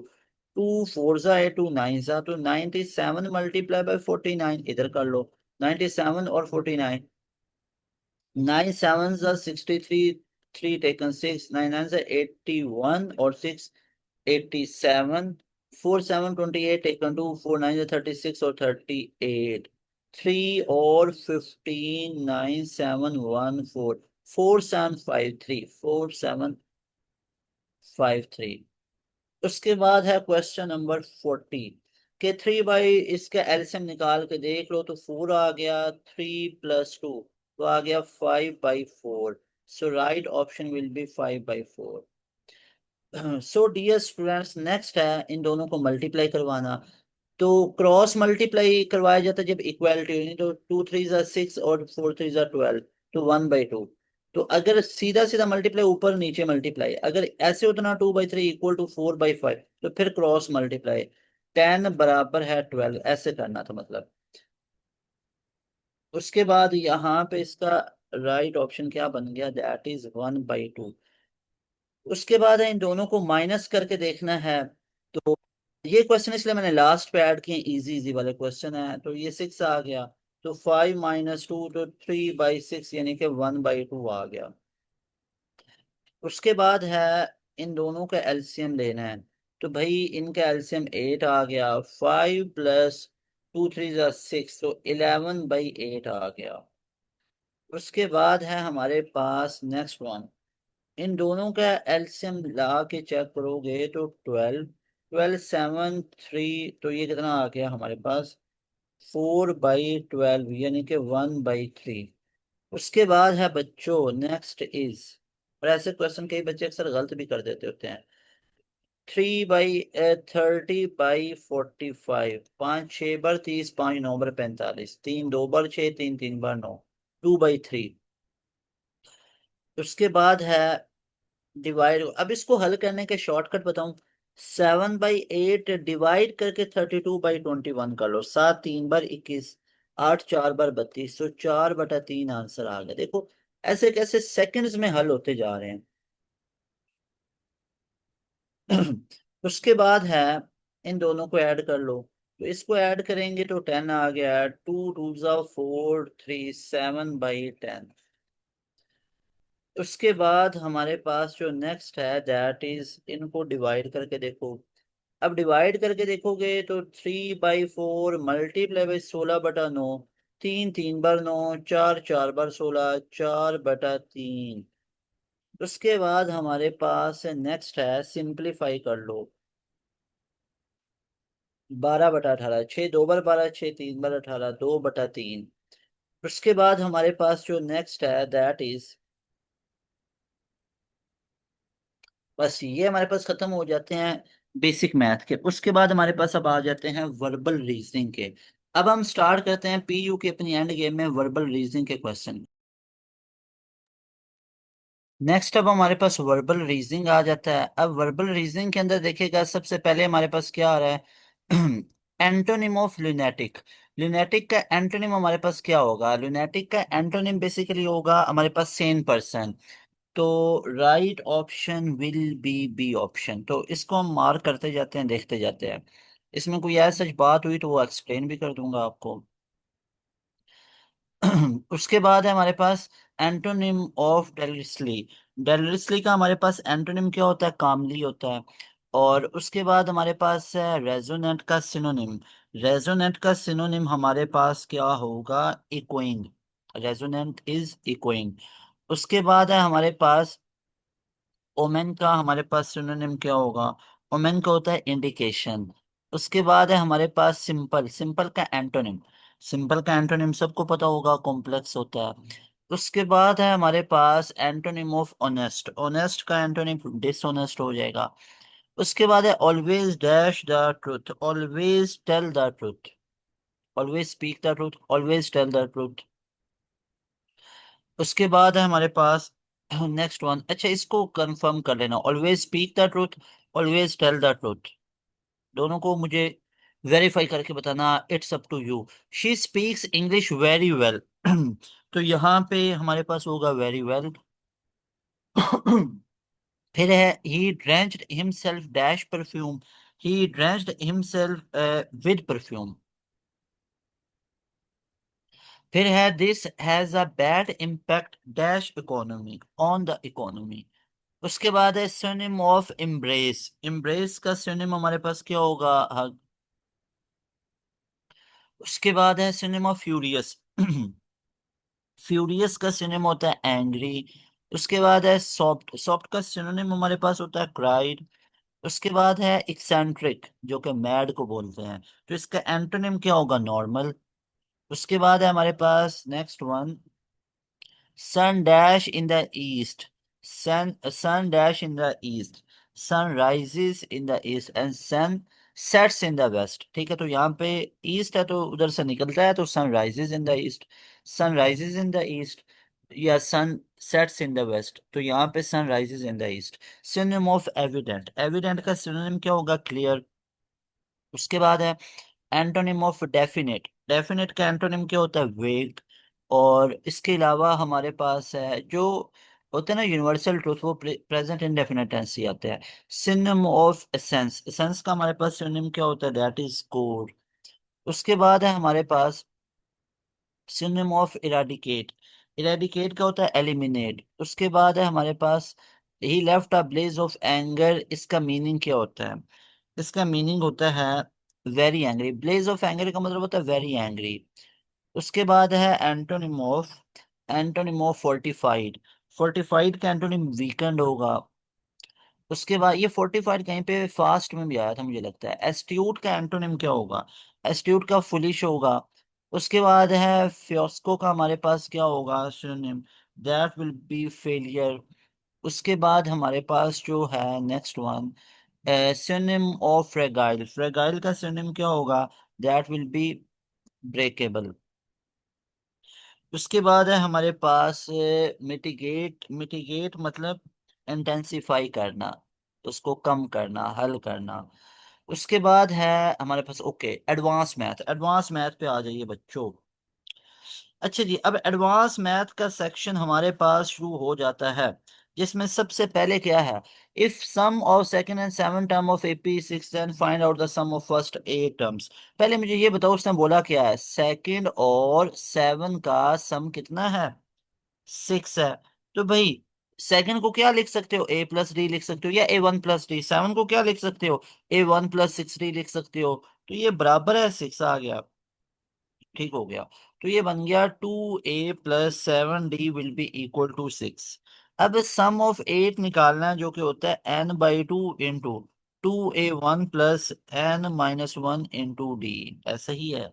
तो आप इसको ऐसे कर सकते हो कि S8 विल बी 8/2, और ये बन जाएगा 2a + 7d। तो ये कितना बन गया? 4। और 2a, तो ये हमारे पास कितना बन गया? ×6। तो ये बन गया 24। ठीक है। तो ये हमारे पास क्या बन जाएगा? Alpha option 24। फिर हमारे पास है f(x) ये है, तो f(−1) निकालना है। तो पहले तो f(−1) निकाल लेते हैं। तो इसको हल करने का ये वे होता है कि f(x) जो लिखा हुआ है 2x + 1। अब सबसे पहले इसमें से y को निकालो, इसको लेट इक्वल टू y कर लो। तो y बराबर है 2x + 1 आ गया। अब यहाँ से x को साइड पे कर लो, तो ये बन जाएगा y-1 / 2। तो आप इसको लिख सकते हो f(−1)(x), जो कि हमारे पास बराबर है x-1 / 2। अगर आप इसको f(−1)(-1) करोगे, तो -1 - 1 / 2, दैट विल बी -2 / 2, तो that will B -1।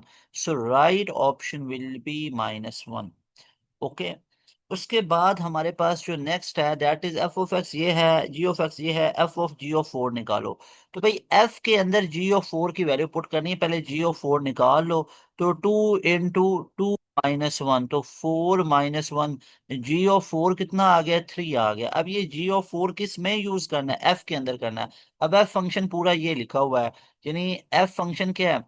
F function के अंदर g(4) पुट कर दो। g(4) की वैल्यू 3 है, तो वो 3 पुट कर दो। 3 × 3 + 2, 3 3 9 + 2, तो कितना बन गया? 11। तो यहाँ पे आप एक और काम कर लो। g(4) हमने कैसे निकाला है? 2 × 2 - 1। तो ये हमारे पास कितना बन गया यहाँ पे? That is g(4). तो ये g(4) हमारे पास क्या बन गया? 2 of g(4). तो 2 × 4 पुट करना है ना, 2 × 4। 4 8 - 1, तो 7। तो ये 7 इसकी वैल्यू आनी है। यहाँ पे देखे g(ऑफ) हमने क्या निकालना है? g(4). तो हमने g(2) निकाल लिया है, ये उसने लिखा हुआ है g(4) निकालना है। तो यहाँ पे हमें काम कर लेंगे। g(4) will be equal to, अब इस पूरे में g(4) पुट करो। 2 × 4 - 1, तो कितना हो गया? 8 - 1। तो g(4) की वैल्यू कितनी आ गई? 7 आ गई। अब ये g(4) की वैल्यू 7 है ना, ये f वाले में पुट कर लो। तो यहाँ पे देखो g(4) की वैल्यू कितनी है? 7। अब ये किस में पुट करनी है? इस f वाले में, जो कि है 3 × x की जगह पे क्या आ गया? 7 आ गया, +2 आ गया।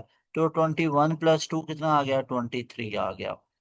तो इस तरीके से इसमें भी हल हो जाना है।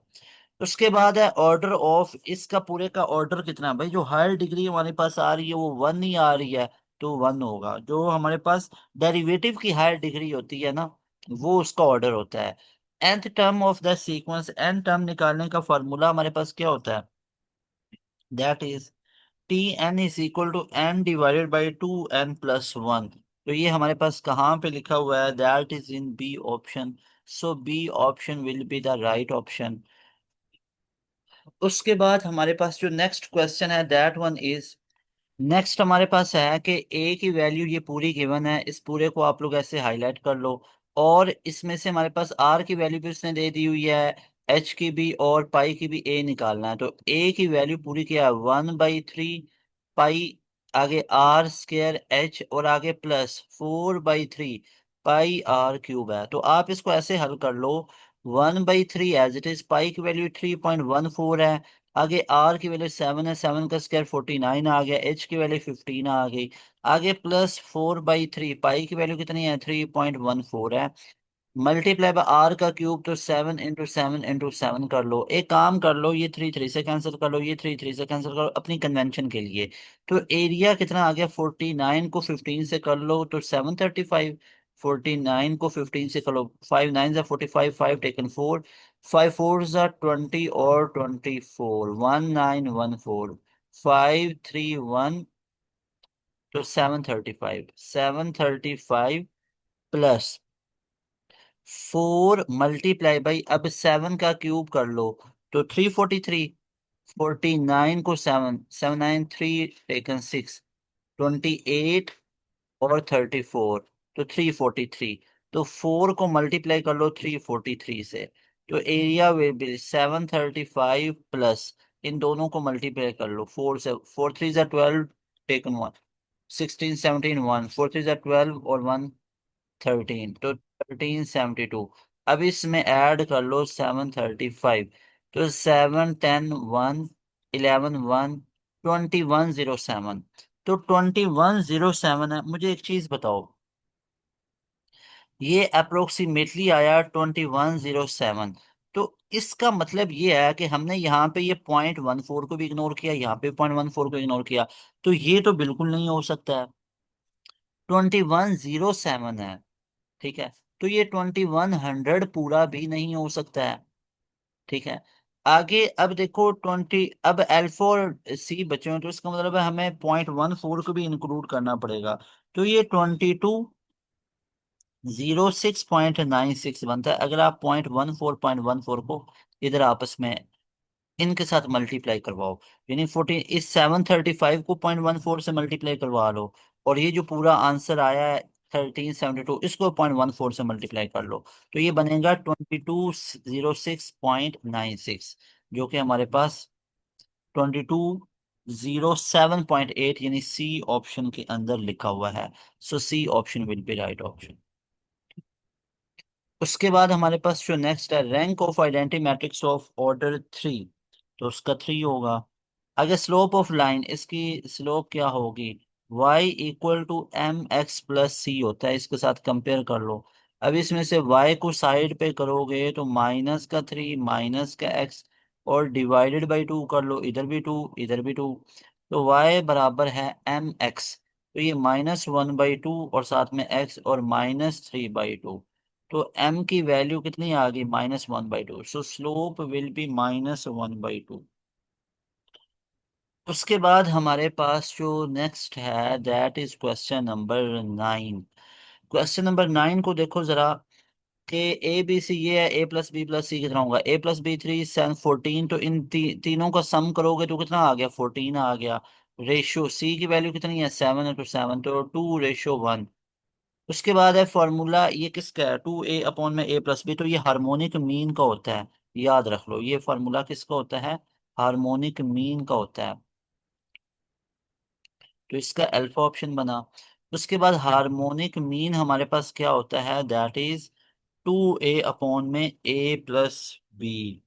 उसके बाद हमारे पास है कि period of tan this one, याद रख लो, साइन हो और इसके अलावा कॉस हो, सीकंट हो, कोसीकंट हो, इन सब का जो पीरियड है वो 2 पाई है।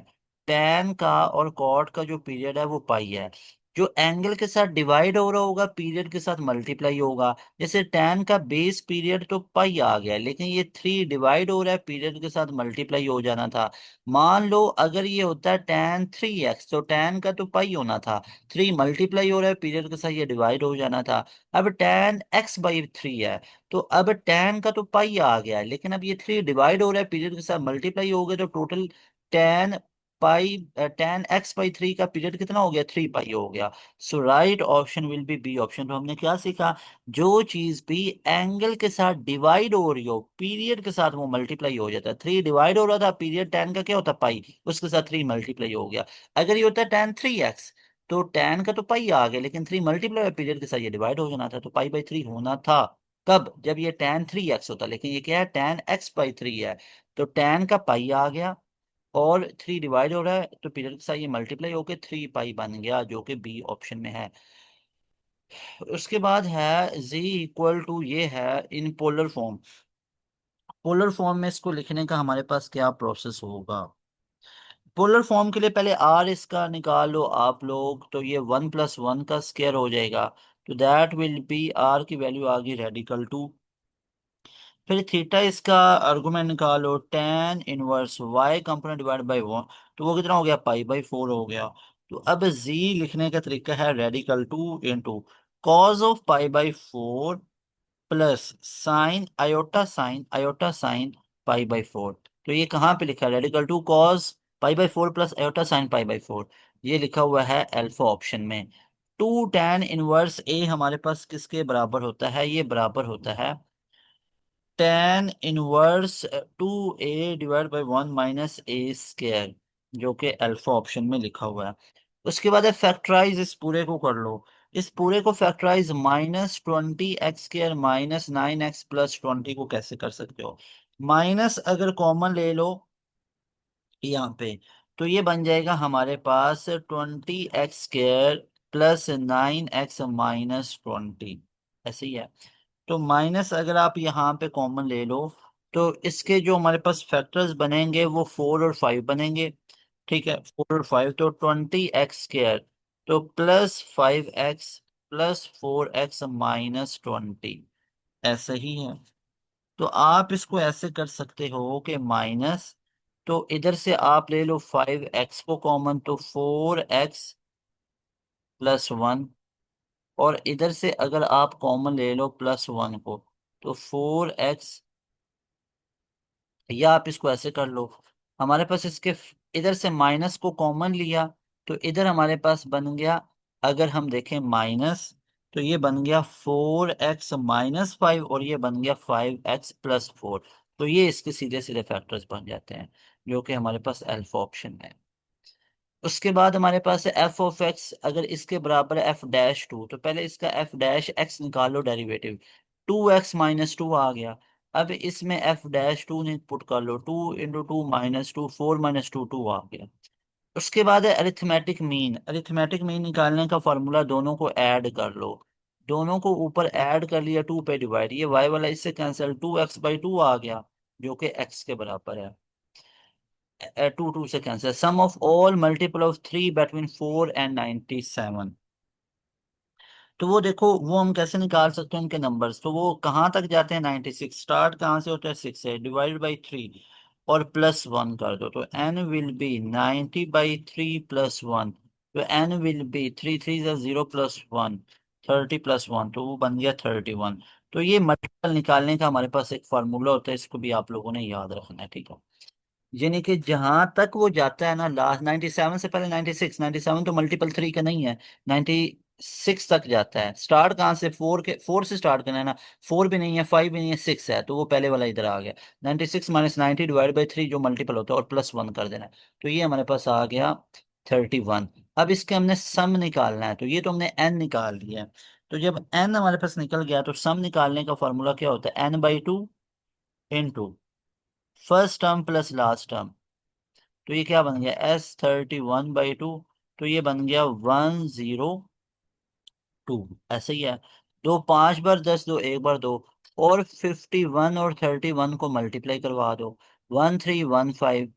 ठीक है, 3 1 ज़ा 3, 3 5 ज़ा 15 आ गया, तो 1851, 1581, 1581, जो कि अल्फा ऑप्शन में गिवन है। उसके बाद है, if one root of 3x² +2x+k reciprocal of other then k will be equal to what.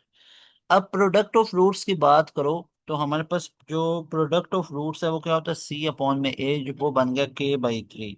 Reciprocal of roots की बात करोगे तो वो हमारे पास प्रोडक्ट कितना आ जाएगा, दैट विल बी k/3। अब देखो रेसिप्रोकल ऑफ रूट्स की बात करो तो उसका प्रोडक्ट हमारे पास कितना आ जाएगा, उसका प्रोडक्ट हमारे पास 1 आ जाएगा।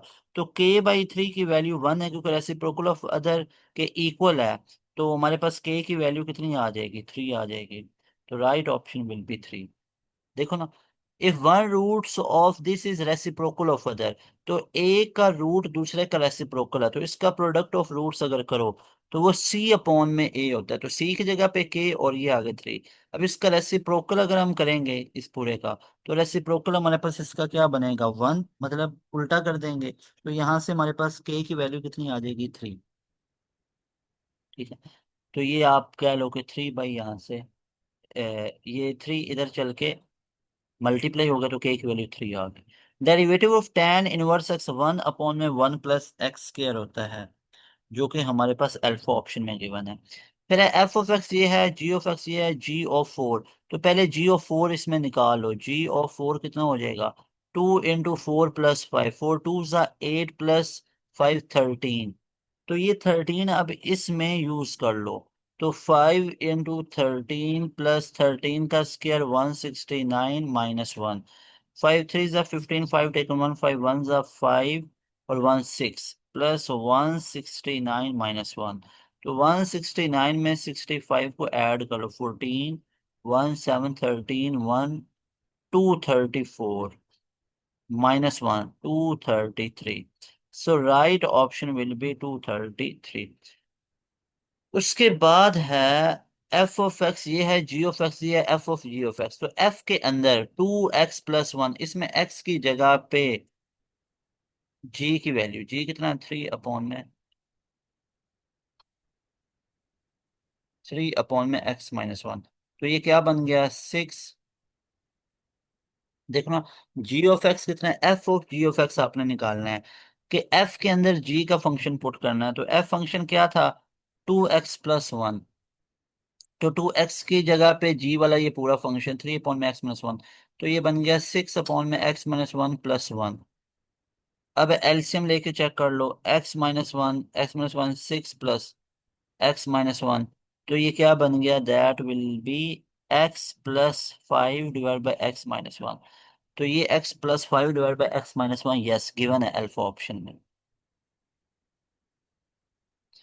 उसके बाद है f(x) ax + b is identity function then. अगर ये आइडेंटिटी फंक्शन है तो a 1 है, b 0 होगा। f(x) 3 sin x है, amplitude of period, amplitude start वाला होता है, एम्पलीट्यूड तो इसका 3 हो गया।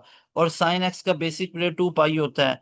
अब भाई एंगल के साथ कुछ नहीं लिखा हुआ, 3 sin x है, ये x का x है, इस एंगल के साथ कुछ लिखा होना चाहिए। स्टार में जो भी लिखा हो वो कोई नहीं फर्क पड़ता, प्लस हो माइनस हो, ये स्टार वाला होता है, ये एम्पलीट्यूड है। प्लस हो या माइनस हो, ये आएगा हमेशा पॉजिटिव ही आएगा। ये एम्पलीट्यूड हमेशा डिस्टेंस होता है और ये पॉजिटिव होता है।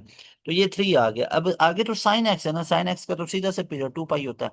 हाँ, अगर होता ना sin x/3 तो साइन का पीरियड 2 पाई। अब ये 3 एंगल के साथ मल्टीप्लाई हो रहा है, पीरियड के साथ ये पीरियड, ये एंगल के साथ डिवाइड हो रहा है, पीरियड के साथ मल्टीप्लाई होकर 6 पाई हो जाना था। और अगर होता sin 3x, तो साइन का बेस पीरियड 2 पाई, 3 एंगल के साथ मल्टीप्लाई हो रहा है, पीरियड के साथ डिवाइड हो जाना था। लेकिन अब यहाँ पे तो चूंकि सिंपल सा 3 sin x है, एम्पलीट्यूड 3 और साइन एक्स का पीरियड 2 पाई हो गया। अगर ये होता 3 sin x/3, तो 3 तो एम्पलीट्यूड, साइन का पीरियड 2 पाई। अब ये एंगल के साथ 3 डिवाइड हो रहा है, पीरियड के साथ मल्टीप्लाई होकर 6 पाई बनना था। या अगर होता sin 3x, तो साइन का 2 पाई, एंगल के साथ मल्टीप्लाई, पीरियड के साथ डिवाइड, तो ये हो सकते थे। यहाँ पे सिंपल sin x है तो उसका 2 पाई। आगे है f(x) ये है, g(x) ये है, f(g)(x) equal to this one, find k की वैल्यू निकालनी है। सबसे पहले देखो, f(g)(x) अगर इसके इक्वल है तो f के अंदर g की वैल्यू पुट कर लो। f(x) कितना है, x² है। तो x की जगह पे 3x + 15 ऊपर स्क्वायर ले लो। ठीक है, इस पूरे का स्क्वायर ले लो। 9x² + 90x + 225 a प्लस इसके +2ab + b² कर लिया। तो यहां से हमारे पास जो k की वैल्यू है वो हमारे पास कितने निकल आई, दैट विल बी 9। क्योंकि के एक्स स्केयर है, तो एक्स स्केयर के साथ वाला के है, तो के की वैल्यू कितने आ गई, 9 आ गई। उसके बाद एफ ऑफ एक्स ये है, तो एफ ऑफ थ्री निकालो। तो एफ ऑफ थ्री निकालने का फॉर्मूला है 2 × 3 + 5। तो ये बन गया 6 + 5, दैट विल बी 11। उसके बाद है for triangle which is true, इसमें से कौन सी बात ट्रू है। L tan alpha plus tan beta plus tan gamma equal to tan alpha tan beta tan gamma, ये alpha option. If A symmetric और स्क्यू सिमेट्रिक, देन ये हमारे पास क्या होगा, ये हमारे पास एक नल मैट्रिक्स होगा। Complex root of real quadratic equations हमारे पास क्या होते हैं, कॉन्जुगेट पेयर्स होते हैं। उसके बाद है जी मॉडुलस बराबर है -z के, तो इसका मतलब क्या हुआ, ये एक प्योरली इमेजिनरी नंबर है। Which is prime number. Prime number हमारे पास कौन सा होगा, 739। 755 भी देखो तो डिवाइड हो रहा है 5 पे। 715 देखो तो क्या हो रहा है 5 पे, 5 1 जा 5, 5 4 जा 5 3 जा।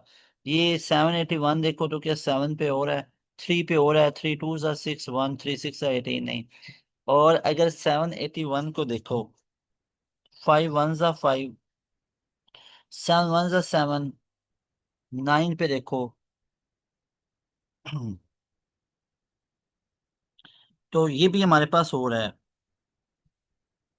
अगर हम देखें फॉर एग्जांपल 781 को अगर हम 3 पे देखें तो 3 पे नहीं होगा। 781 को अगर हम देखें डिवाइड करके 9 पे, तो 9 पे भी ये नहीं होगा। 781 को अगर हम डिवाइड करें 7 पे, तो 7 पे भी नहीं होगा। 781 को अगर हम करें फॉर एग्जांपल 781 को हम डिवाइड करके चेक करते हैं फॉर एग्जांपल,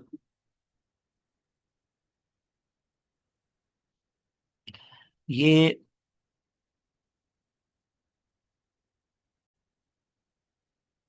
11 पे चेक कर लेते हैं। 781 डिवाइड बाई 11, 11 7 77 1 11 1 और 71 पे भी फिर हो सकता है। तो ये भी प्राइम नंबर नहीं है, तो सिर्फ ये नहीं हो सकता, तो 739 is a prime number. Got it, okay. उसके बाद हमारे पास जो नेक्स्ट है that is mid point of group. इस पूरे का मिड पॉइंट हमारे पास क्या होगा। अब देखिए मिड पॉइंट निकालने का फॉर्मूला, दोनों को ऐड करके 2 पे डिवाइड कर लो, 5.5 और प्लस 7.5 डिवाइडेड बाई 2 कर लो। तो ये बन गया हमारे पास 7 5 12, तो 13 13/2 जो कि 6.5 है। So right option will be alpha option. उसके बाद है A and B are subset and A intersection B five है। तो number of A intersection B हमारे पास किसके बराबर होंगे, नंबर ऑफ ए के बराबर होंगे। उसके बाद है सम ऑफ 97 नेचुरल नंबर, ये हम पहले भी निकाल के आए थे।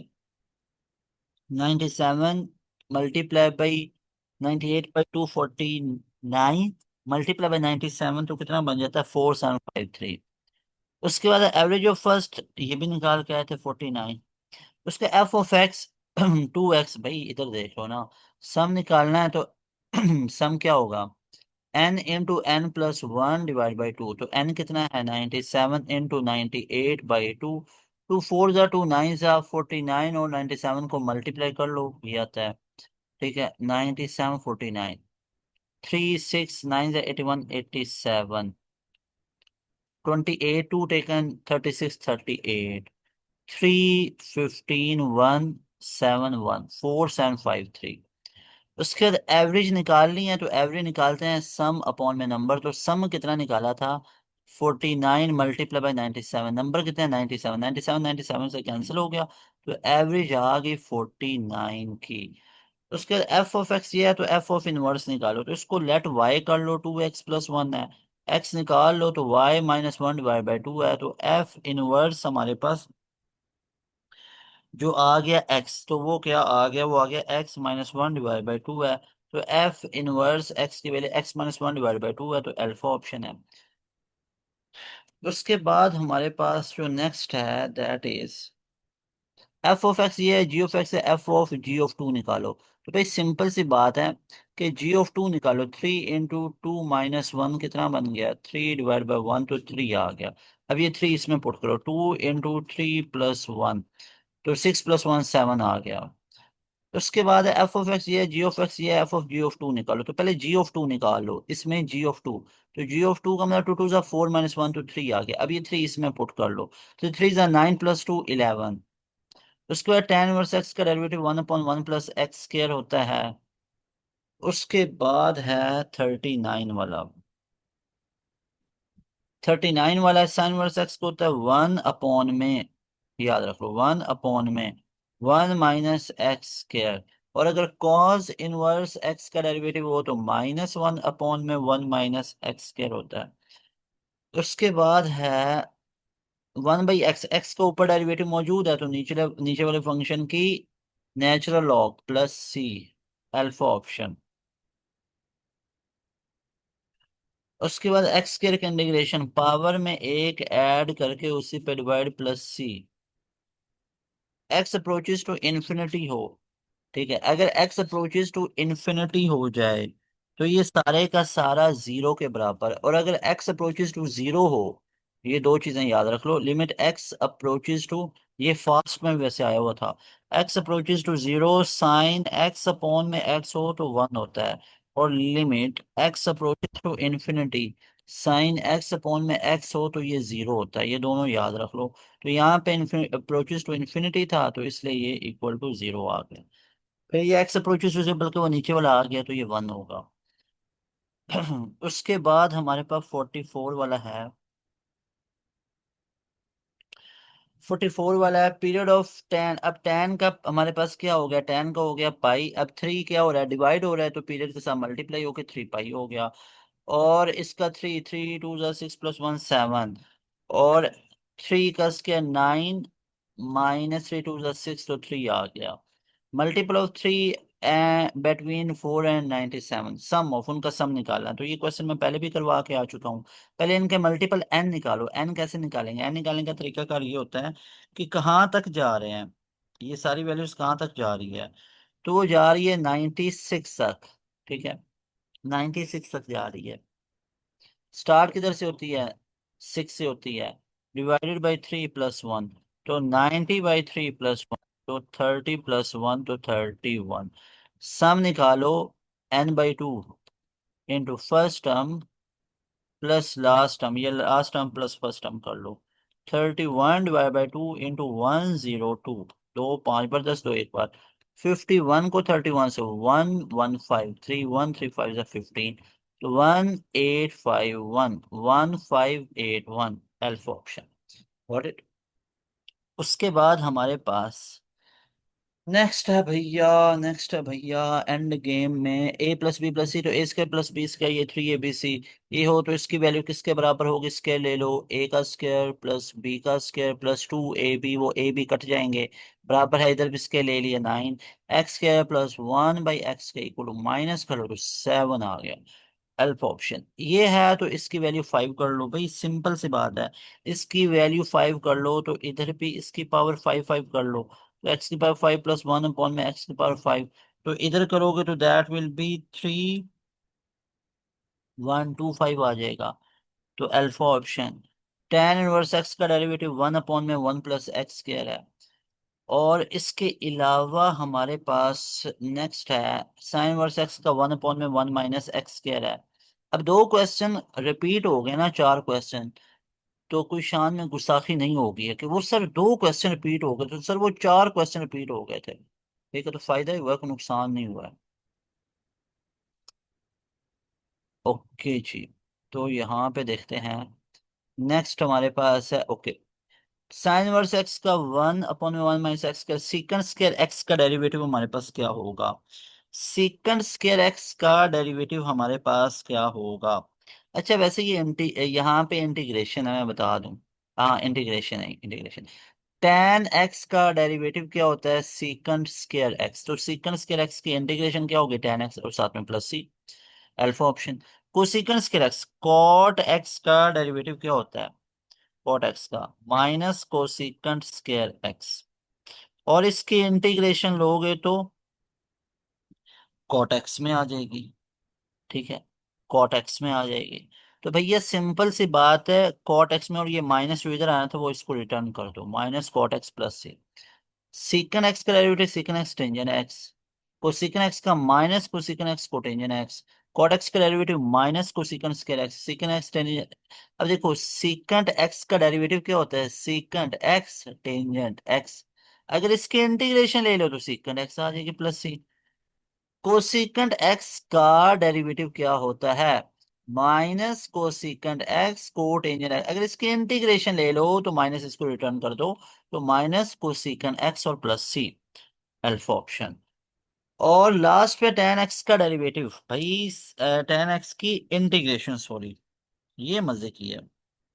टेन एक्स की इंटीग्रेशन होती है minus natural log of cos x plus c.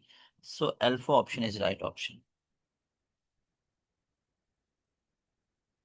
So that was all about your math portion. तीन पोर्शन हो गए, बेसिक मैथ, एडवांस मैथ और इंग्लिश। अब फिजिक्स देख लो।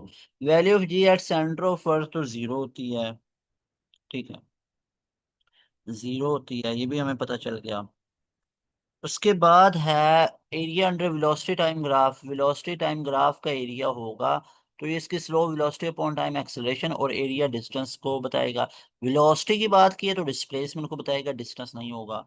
Sound frequency about 20 kilo hertz को क्या बोलते हैं, अल्ट्रासोनिक बोलते हैं। प्लैंक्स कांस्टेंट है same dimension as, Planck's constant की सेम होती है जो एंगुलर मोमेंटम की होती है। Angular momentum moment of linear momentum होता है, और प्लैंक्स कांस्टेंट भी हमारे पास जाउल सेकंड होता है। उसके बाद है torque due to centripetal force क्या होगा, जीरो होगा, moment arm zero. Capacitor current leads voltage by 90 degree. ठीक है, ये 90 डिग्री से लीड करते हैं। उसके बाद है which waves can travel through solid liquid and gases. कौन से ट्रेवल कर सकती हैं, लॉन्गिट्यूडनल वेव्स कर सकती हैं। और इसके अलावा हमारे पास बच्चों है कि Huygens describe wave front as, उसने बताया था कि जो वेव फ्रंट होते हैं ना वो स्फेरिकल होते हैं। और उसके बाद है maximum stress that an object can bear, उसको क्या बोलते हैं, ultimate tensile stress, ultimate tensile strength यानी यूटीएस। उसके बाद जो नेक्स्ट है that one is Bernoulli equation. ये वाला क्लियर हुआ, अल्फा ऑप्शन। उसके बाद है Bernoulli equation is law of conservation of energy. उसके बाद है हमारे पास टॉर्क इज मैक्सिमम।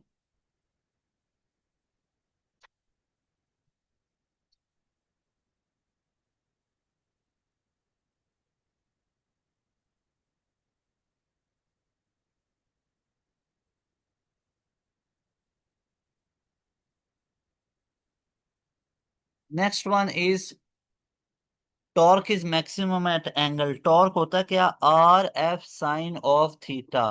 तो R F sine of 90 degree, तो टॉर्क मैक्सिमम 90 पे होता है। Kinetic energy doubles by doubling, किसको डबल करोगे, तो भाई अगर मास को डबल, आप बोलोगे वेलोसिटी है भाई, काइनेटिक एनर्जी होती है half m v square. Velocity double करोगे ना, काइनेटिक एनर्जी 4 टाइम्स होंगी, तो मास को डबल करने से काइनेटिक एनर्जी डबल होती है। तो मास डबल करने से जो काइनेटिक एनर्जी है वो क्या होगी, मास को डबल करने से जो काइनेटिक एनर्जी है वो डबल होगी, मास को डबल करने से। Is that clear? ओके। उसके बाद हमारे पास जो नेक्स्ट क्वेश्चन है that is value of g is maximum at, ये सी लेवल पे होती है मैक्सिमम। ठीक है, ये सी लेवल पे होती है, जी मैक्सिमम सी लेवल पे। प्लाज्मा इज अ, ये गुड कंडक्टर है। और उसके बाद है minimum velocity to put satellite in orbit, वो कितनी होती है, 7.9 किलोमीटर पर सेकंड। और 11.2 जो किलोमीटर पर सेकंड है वो एस्केप वेलोसिटी है। ठीक है, वो हमारे पास एस्केप वेलोसिटी है, जो हमारे पास 2 GR होती है, और ये सिंपल GR होती है, वी ऑर्बिटल। तो वी एस्केप जो है वो radical two time of orbital होती, याद रख लो। I C upon I B की डायमेंशन ये भाई, इसकी डायमेंशन क्या होगी, डायमेंशन ऐसे दोनों सेम क्वांटिटीज में रेशियो है। पावर एक क्या है? पावर एक स्केलर क्वांटिटी है, यूनिट ऑफ मैग्नीफाइंग पावर। उसका हमारे पास होता है मैग्नीफाइंग पावर, मैग्निफिकेशन कोई यूनिट नहीं होगा। रेशियो सेम है। डायमेंशन ऑफ विस्कोसिटी, विस्कोसिटी की होती है ml-1 t-1। Concept of entropy was given by, that was given by Clausius. उसके बाद process which entropy remains constant, that is isentropic. और उसके बाद है parabolic motion is parabolic two dimensional motion under constant acceleration due to gravity. फिर है on top of mountain weight, जो weight है वो क्या हो जाता है? डिक्रीज हो जाता है। Velocity is double, kinetic energy क्या हो जाती है? 4 टाइम हो जाती है। काइनेटिक एनर्जी क्या होती है? Half m v square. Half m, velocity double किया तो 2 v का स्क्वायर, हाफ एम 4 v हो गया ना, 4 v स्क्वायर। 4 बाई निकालो, अंदर हाफ एम वी स्क्वायर। तो ये हमारे पास 4 time of initial kinetic energy आ गई न्यू वाली। तो 4 टाइम वेलोसिटी को डबल करने से, वेलोसिटी को डबल करने से काइनेटिक एनर्जी 4 टाइम्स होती है। और मास को डबल करने से काइनेटिक एनर्जी डबल ही रहती है, यानी मास डबल करोगे तो काइनेटिक एनर्जी डबल, वेलोसिटी को डबल करोगे तो kinetic energy 4 time. Unit of pressure क्या होता है? न्यूटन पर मीटर स्क्वायर होता है। न्यूटन पर मीटर स्क्वायर होता है। तो हमारे पास क्या बन जाएगा? न्यूटन पर मीटर स्क्वायर। उसके बाद है movement of force is, movement of force यानी R cross F will be equal to, that is torque. उसके बाद स्केलर क्वांटिटी है, स्केलर क्वांटिटी की बात करो तो वो हमारे पास क्या है? That is power. उसके बाद है when object thrown upward maximum potential energy. तो maximum potential energy maximum height पे होती है। उसके बाद हमारे पास है a vector can be divided into how many components, vector को इनफाइनाइट कंपोनेंट में डिवाइड किया जा सकता है। चाहे तीन है, डेल्टा वर्क डन क्या होगा? Work done will be Q delta we. तो क्यू कितना है? 3 कूलम का है। वोल्टेज कितना है? 15 का है। तो कितना हो गया ये हमारे पास? 45 जाउल का हो गया। उसका kinetic energy v double, kinetic energy 4 time. Isothermal process जो डेल्टा यू की वैल्यू होती है, डेल्टा यू 0 होता है। Acetone and chloroform are soluble due to, ये सोलेबल होते हैं हाइड्रोजन बॉन्डिंग की वजह से। केमिस्ट्री का क्वेश्चन है। When I two dissolve in CCl4, colour क्या हो जाता है? वॉयलेट हो जाता है। उसके बाद है ट्रेन लेंथ इतना 50 में in 3 second, speed in kilometre per hour. ये वैसे बेसिक मैथ में भी किया था। v equal to s upon में टी है। तो एस हमारे पास डिस्टेंस 50 है, टाइम 3 है। मल्टीप्लाई बाय कितना कर लोगे? 18/5। 3 6 बार 18, 5 10 बार 10, 6 बार 60 किलोमीटर पर आवर हो गया। अगर इसी किलोमीटर पर और को मीटर पर सेकंड में करना हो तो फिर मल्टीप्लाई बाई 5/18 किया जाता है। और अगर मीटर पर सेकंड को किलोमीटर पर और में करना हो तो मल्टीप्लाई बाई 18/5 किया जाता है। जैसे यहाँ पे 18/5 से किया, क्योंकि मीटर पर सेकंड में आंसर आया था, क्योंकि ये भी मीटर था ये भी सेकंड था, तो मीटर पर सेकंड में उसको किलोमीटर में करने के लिए 18/5 से किया। 18/5 मीटर पर सेकंड को किलोमीटर में पर और में करने के लिए 18/5 से। फिर in capacitor current leads voltage by pi by 2। उसके बाद है in velocity is double, kinetic energy 4 time, mass double, kinetic energy is 2 time, power is a scalar quantity. उसके बाद है work done is a scalar quantity. Chemistry का neutron, neutron was discovered by, neutron किसने discover किया था? Chadwick ने किया था। When compound act as decolourising, decolourising agent CaOCl2 होता है, सी ऑप्शन। एम्फोटेरिक ऑक्साइड क्या होते हैं? एम्फोटेरिक ऑक्साइड हमारे पास होगा ZnO। उसके बाद है chemical formula for Chile saltpetre, that is net, NaNO3। उसके बाद है हमारे पास number of moles of CO2 containing 8 gram of oxygen. Number of mole 8 gram, 8 gram of O2 will be equal to what? That is 8 gram, तो 16 ग्राम में होता है 1 मोल। तो 8 ग्राम ऑक्सीजन में कितने हो जाएंगे? आधे मोल हो जाएंगे। आधे मोल हो जाएंगे ना। तो CO2 के 2 मोल ऑक्सीजन के हैं, तो मतलब वो कितना हो जाएंगे? वो 0.25 मोल्स हो जाएंगे। देखो ना, number of moles of CO2 containing 8 gram of oxygen. तो मुझे सिंपल सी बात ये बताओ, 8 ग्राम ऑक्सीजन के कितने मोल है? आधे मोल है। तो CO2 में क्या है? ये एक O2 का मौजूद है ना। तो अब देखो, 8 ग्राम ऑफ O2 की अगर बात करोगे तो आधे का भी इसका आधा करोगे तो that will be 0.25। That will be 0.25। Chemical formula for magnesite, magnesite का केमिकल फार्मूला क्या होता है, MgCO3। उसके बाद आर्सेनिक, नंबर ऑफ मोल निकालने का फार्मूला होता है given mass upon molar mass. तो गिवन मैस कितना है 8 और ये कितना है 16, तो 1.5 आ गया। तो ये 0.5 है। अब CO2 के अंदर कितने होंगे उसके, उसका भी याद है 0.25। उसके बाद arsenic oxides are remove during manufacturing H2SO4 by, arsenic को कैसे रिमूव किया जाता है, by ferric hydroxide. Which of the cubic structure, cubic structure इन सब का ही क्यूबिक स्ट्रक्चर होता है। और उसके बाद ऑक्सीडेशन स्टेट, अच्छा मुझे बताओ क्यूबिक स्ट्रक्चर ऑफ NaCl में Na के कितने एटम्स होते हैं। Oxidation state of Cl in HCl low, HCl में देखो तो H का +1 होता है, और Cl का हमने निकालना है तो उसकी जगह पे X और उसका -2 आ गया इक्वल टू 0। तो ये X-1 इक्वल टू 0, तो X will be equal to 1, तो ये +1 हो गया। उसके बाद silver bromide is used in, silver bromide किस में यूज होता है, फोटोग्राफी में यूज होता है। उसके बाद हमारे पास जो नेक्स्ट है दैट इज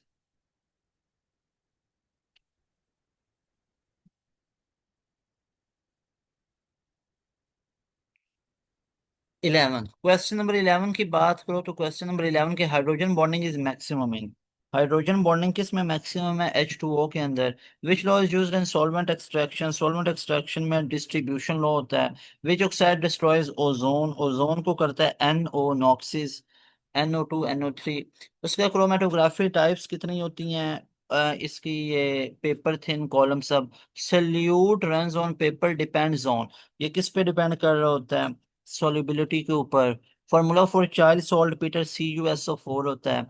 उसके बाद हमारे पास बायोलॉजी के MCQs हैं। पहला है कि chromosomes are composed of DNA और प्रोटीन होता है। Next question is animals walking on toes of digits are, those are digitigrade, that is alpha option. Frogs excretory products, उनको यूरिया बोलते हैं। Which group has vascular bundles, vascular bundles किनके पास होंगे, that will be, that will be pteridophytes हमारे पास होंगे, यानी जो पेट्रियोडोफाइट्स होते हैं उनके पास वेस्कुलर बंडल्स होंगे। Villi are present in, villi are present in small intestine. Next is in lytic cycle of bacteriophage, host DNA is, that is that is digested into nucleotides, which is not which is not a globular protein. Globular protein कौन सी है? That is myosin. उसके बाद है all petrodots contain, those contains vascular system. Percentage of DNA, protein in chromosomes. DNA 40%, protein 60%. Growth of plants related to cambium. Next one is size of cell is, वो 1 to 100 micrometer तक होता है। और उसके बाद है vascular tissues are present in, those are present in petriodophytes, alpha option. उसके computer के MCQs हैं, keyboards to computer communication is, ये सारे वो हैं जो राउंड 1 में आ चुके हैं, यानी PU राउंड 1 2026 के क्वेश्चन ये आपको करवा रहा हूँ। उसका keyboard to computer communication is file, यहाँ पे डेटा टाइप वो फाइल पॉइंटर फाइल होगी ना, तो that is simplex. Data type of file pointer file है। Permanent data storage is, permanent data storage is secondary memory. उसके बाद है हमारे पास 2 dimensional array containing descriptive information about an entity, that is table. उसके बाद software use to view web pages, उनको web browser कहते हैं। फिर OSI layer that determines route is, that is network layer. उसके बाद है number of waves in given time period is frequency, physics में है। Entity integrity means unique primary key. उसके बाद है multiplication of matrices is non commutative and associative, ये math का आ गया। उसके बाद है data is permanently stored in, that is stored in secondary memory. E banking other name क्या होता है? ऑनलाइन बैंकिंग, ठीक है, ऑनलाइन बैंकिंग, ई बैंकिंग, ग्लोबल बैंकिंग, तो ये सभी इसके नाम है, बल्कि डेल्टा ऑप्शन राइट ऑप्शन है। उसके बाद है हमारे पास इनपुट डिवाइस। हमारे पास क्या होगा? इनपुट डिवाइस हमारे पास होगा that is, sorry, input device क्या होगा यहाँ पे? ये देखो, ट्रैक बॉल और कीबोर्ड, तो ये दोनों इनपुट होंगे। और आउटपुट डिवाइस क्या होगा? Output device will be plotting screen, plotting screen. उसके बाद हमारे पास है route determination identified by, that is network layout. उसके बाद हमारे पास लोग जी खत्म हो जाते हैं, ये सारे कंप्यूटर के थे। तो अभी हमने सारे के सारे पीयू जो फेज 1 2026 एडमिशन के लिए हुई थी 14 जून को, उसके तमाम के तमाम एमसीक्यूज का सलूशन डिस्कस कर दिया, जिसमें आपको मैंने बेसिक मैथ भी सारी करवा दी। उसके बाद आप तमाम बच्चों को मैंने एडवांस मैथ भी करवा दी। उसके बाद आपको मैंने वर्बल रीजनिंग भी करवा दी। उसके बाद हमने जनाब फिजिक्स के एमसीक्यूज किए, केमिस्ट्री के एमसीक्यूज किए, बायोलॉजी के एमसीक्यूज किए, कंप्यूटर साइंस के एमसीक्यूज किए। तो ये सब आपको करवा दिया है। Very best wishes. अब इसके अलावा पूरी तैयारी कैसे करोगे? इसके अलावा पूरी तैयारी ऐसे करोगे कि आप तमाम बच्चों ने जो 5 फ्री मॉक टेस्ट हैं वो सॉल्व करके जाने हैं। 5 फ्री मॉक टेस्ट जो दिए हैं वो सारे, देखो 90+ लेने का फॉर्मूला बता रहा हूँ। 5 फ्री मॉक टेस्ट पहले नंबर पे करो। उसके बाद ये वाला जो पूरा सेशन आपके पास साथ रखा है ये वाला करो, यानी राउंड 1 के एमसीक्यूज जो कि अभी आपको करवा दिए एंड गेम में। तीसरे नंबर पे 2026 में मैंने एंड गेम्स आपको करवाई हुई हैं, यानी राउंड 1 से पहले वो करवाई थी ऑल सब्जेक्ट्स की। ऑल सब्जेक्ट्स की अलग अलग है, ये भी ऑल सब्जेक्ट्स की थी लेकिन ये कलेक्टिव थी। ये वो एक अलग अलग आपको करवाई हुई हैं, ठीक है, 4 4 5 5 6 6 घंटे की, वो कर लो। यानी 90+ लेने का फॉर्मूला क्या है? 5 फ्री मॉक टेस्ट। किन के? By pass education system. सिर्फ पास एजुकेशन सिस्टम ने आपको वो सब प्रोवाइड किया हुआ है, बाई पास एजुकेशन सिस्टम। वो सारे के सारे आप लोगों ने लाजमी तौर पे करके जाने हैं। उसके अलावा ये जो सेशन अभी रखा है ये वाला, और 2026 राउंड 1 से पहले, राउंड 1 से पहले जो एंड गेम करवाई हैं वो सारे सब्जेक्ट्स की अलग अलग वो सारी करके जाओ, तो 90+ आएंगे। अगर कोई बच्चा मॉक टेस्ट ना करके जाए, सिर्फ 2026 के पहले राउंड वाली जो एंड गेम थी वो और ये करके जाए, तो 90+ की उम्मीद ना रखना। अगर मॉक टेस्ट करके जाओ, ये एंड गेम ना देख के जाओ, फिर भी नहीं। और ये सारा देखना है। अब मजीद प्रो लेवल की तैयारी करना चाहते हो तो उसके लिए 20 मॉक टेस्ट और वो सारा कुछ मिलेगा, ऊपर दिए गए नंबर पे कांटेक्ट करके अभी वो भी हासिल कर सकते हो। Got it? और इसके अलावा बच्चों, आपके पास 2025 की भी एंड गेम पड़ी होंगी। इसके अलावा मैंने 2026 के राउंड 1 का पेपर का सोल्यूशन भी करवाया था, और इसके अलावा एक स्पेशल मॉक टेस्ट भी आएगा जिसका मैंने आपको बोला हुआ है। तो स्पेशल मॉक टेस्ट का भी सोल्यूशन आपको करवाऊंगा, यानी वो मैं आप लोगों को जिस तरह होता है ना एक्सपेक्टेड पेपर के नाम से वो बनाऊंगा, होंगे वो भी पास्ट ईयर के क्वेश्चन से। तो वो भी आप लोगों ने उसकी उम्मीद रखनी है इंशाल्लाह। कमेंट्स करो जरा 400 500 के करीब, ताकि पता चले आप लोग विलिंग हो। तो ये सारा कुछ था बच्चों, और आप लोगों की अब जिम्मेदारी है। देखो, आप लोगों की अब जिम्मेदारी, एक चीज आपको असाइन कर रहा हूँ। आप लोगों ने करना कि आपकी फैमिली में, आपके खानदान में जितने भी लोग मौजूद हैं, सबसे हमारा यूट्यूब चैनल सब्सक्राइब करवाना है। अब देखो, ऐसे भागने वाली नहीं करनी है, अब इतनी एफर्ट की है ना, तो अब ये वाली मेरी जिम्मेदारी जो मैं आपको एक काम दे रहा हूँ इसको पूरा करना है। जितने भी आपके घर में फैमिली में होंगे उनसे सब्सक्राइब करवा लो, ठीक है। उसके अलावा हमारा 2027 के लिए ना न्यू बैच स्टार्ट हो रहा है, नस्ट वगैरह के लिए, फास्ट यूईटी पीयू के लिए। आप लोग तो वो होते हैं जिन्होंने लास्ट बैच की तैयारियां शुरू की हैं। तो सोचो अगर पहले से तैयारी की जाए तो किस लेवल की तैयारी हो जाती है बच्चे की, ठीक है ना। तो 2027 के लिए हमारा ना 14 अगस्त से न्यू बैच स्टार्ट हो रहा है। 14 अगस्त 2026 से न्यू बैच आ रहा है, जिसमें तमाम पाकिस्तान की यूनिवर्सिटीज की टेस्ट की तैयारी करवाई जाएगी, सिर्फ 7,000 में। अब 7,000 पूरे साल की फीस होगी, जिसमें लाइव क्लासेस में कोर्स मल्टीपल टाइम खत्म होगा। अब ये चीज मैं इधर नहीं आप लोगों को बता रहा हूँ, आप लोगों ने अपने सिबलिंग्स, अपने दोस्तों को जिन्हें इधर उधर से तैयारी की है लेकिन सिलेक्शन नहीं हो पाई है, तो उनको ये चीज बतानी है कि पास का बैच ज्वाइन कर लो, पूरे साल की फीस 7,000 है। सारा कुछ वो प्रोवाइड करेंगे, ये खुद बताना जाके, ठीक है।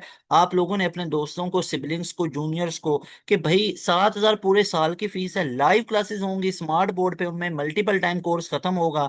वर्कशीट नोट्स वगैरह वो खुद प्रोवाइड करेंगे, डेटा वो सारा खुद प्रोवाइड करेंगे, मटेरियल वगैरह, मॉक टेस्ट। देखो 5 5 10 10 20 20 मॉक टेस्ट हम फ्री देते हैं। बैच वाले बच्चों को मजीद बेहतरीन चीजें मिलेंगी। इस नंबर पर रब्ता करना है न्यू बैच में आने के लिए। लिखना है कि sir I want to join your batch for 2027 admission. तो ये वाला बैच भी बेशक मेरा उनको भेज देना। तो बाकी बेस्ट विशेस, 90+ में स्कोर लेके आना, बताना, 100/100 का टारगेट रखना। मिलेंगे नई वीडियो में। तैमूर हसन को दें इजाजत। अस्सलाम वालेकुम, अल्लाह हाफिज, पाकिस्तान जिंदाबाद।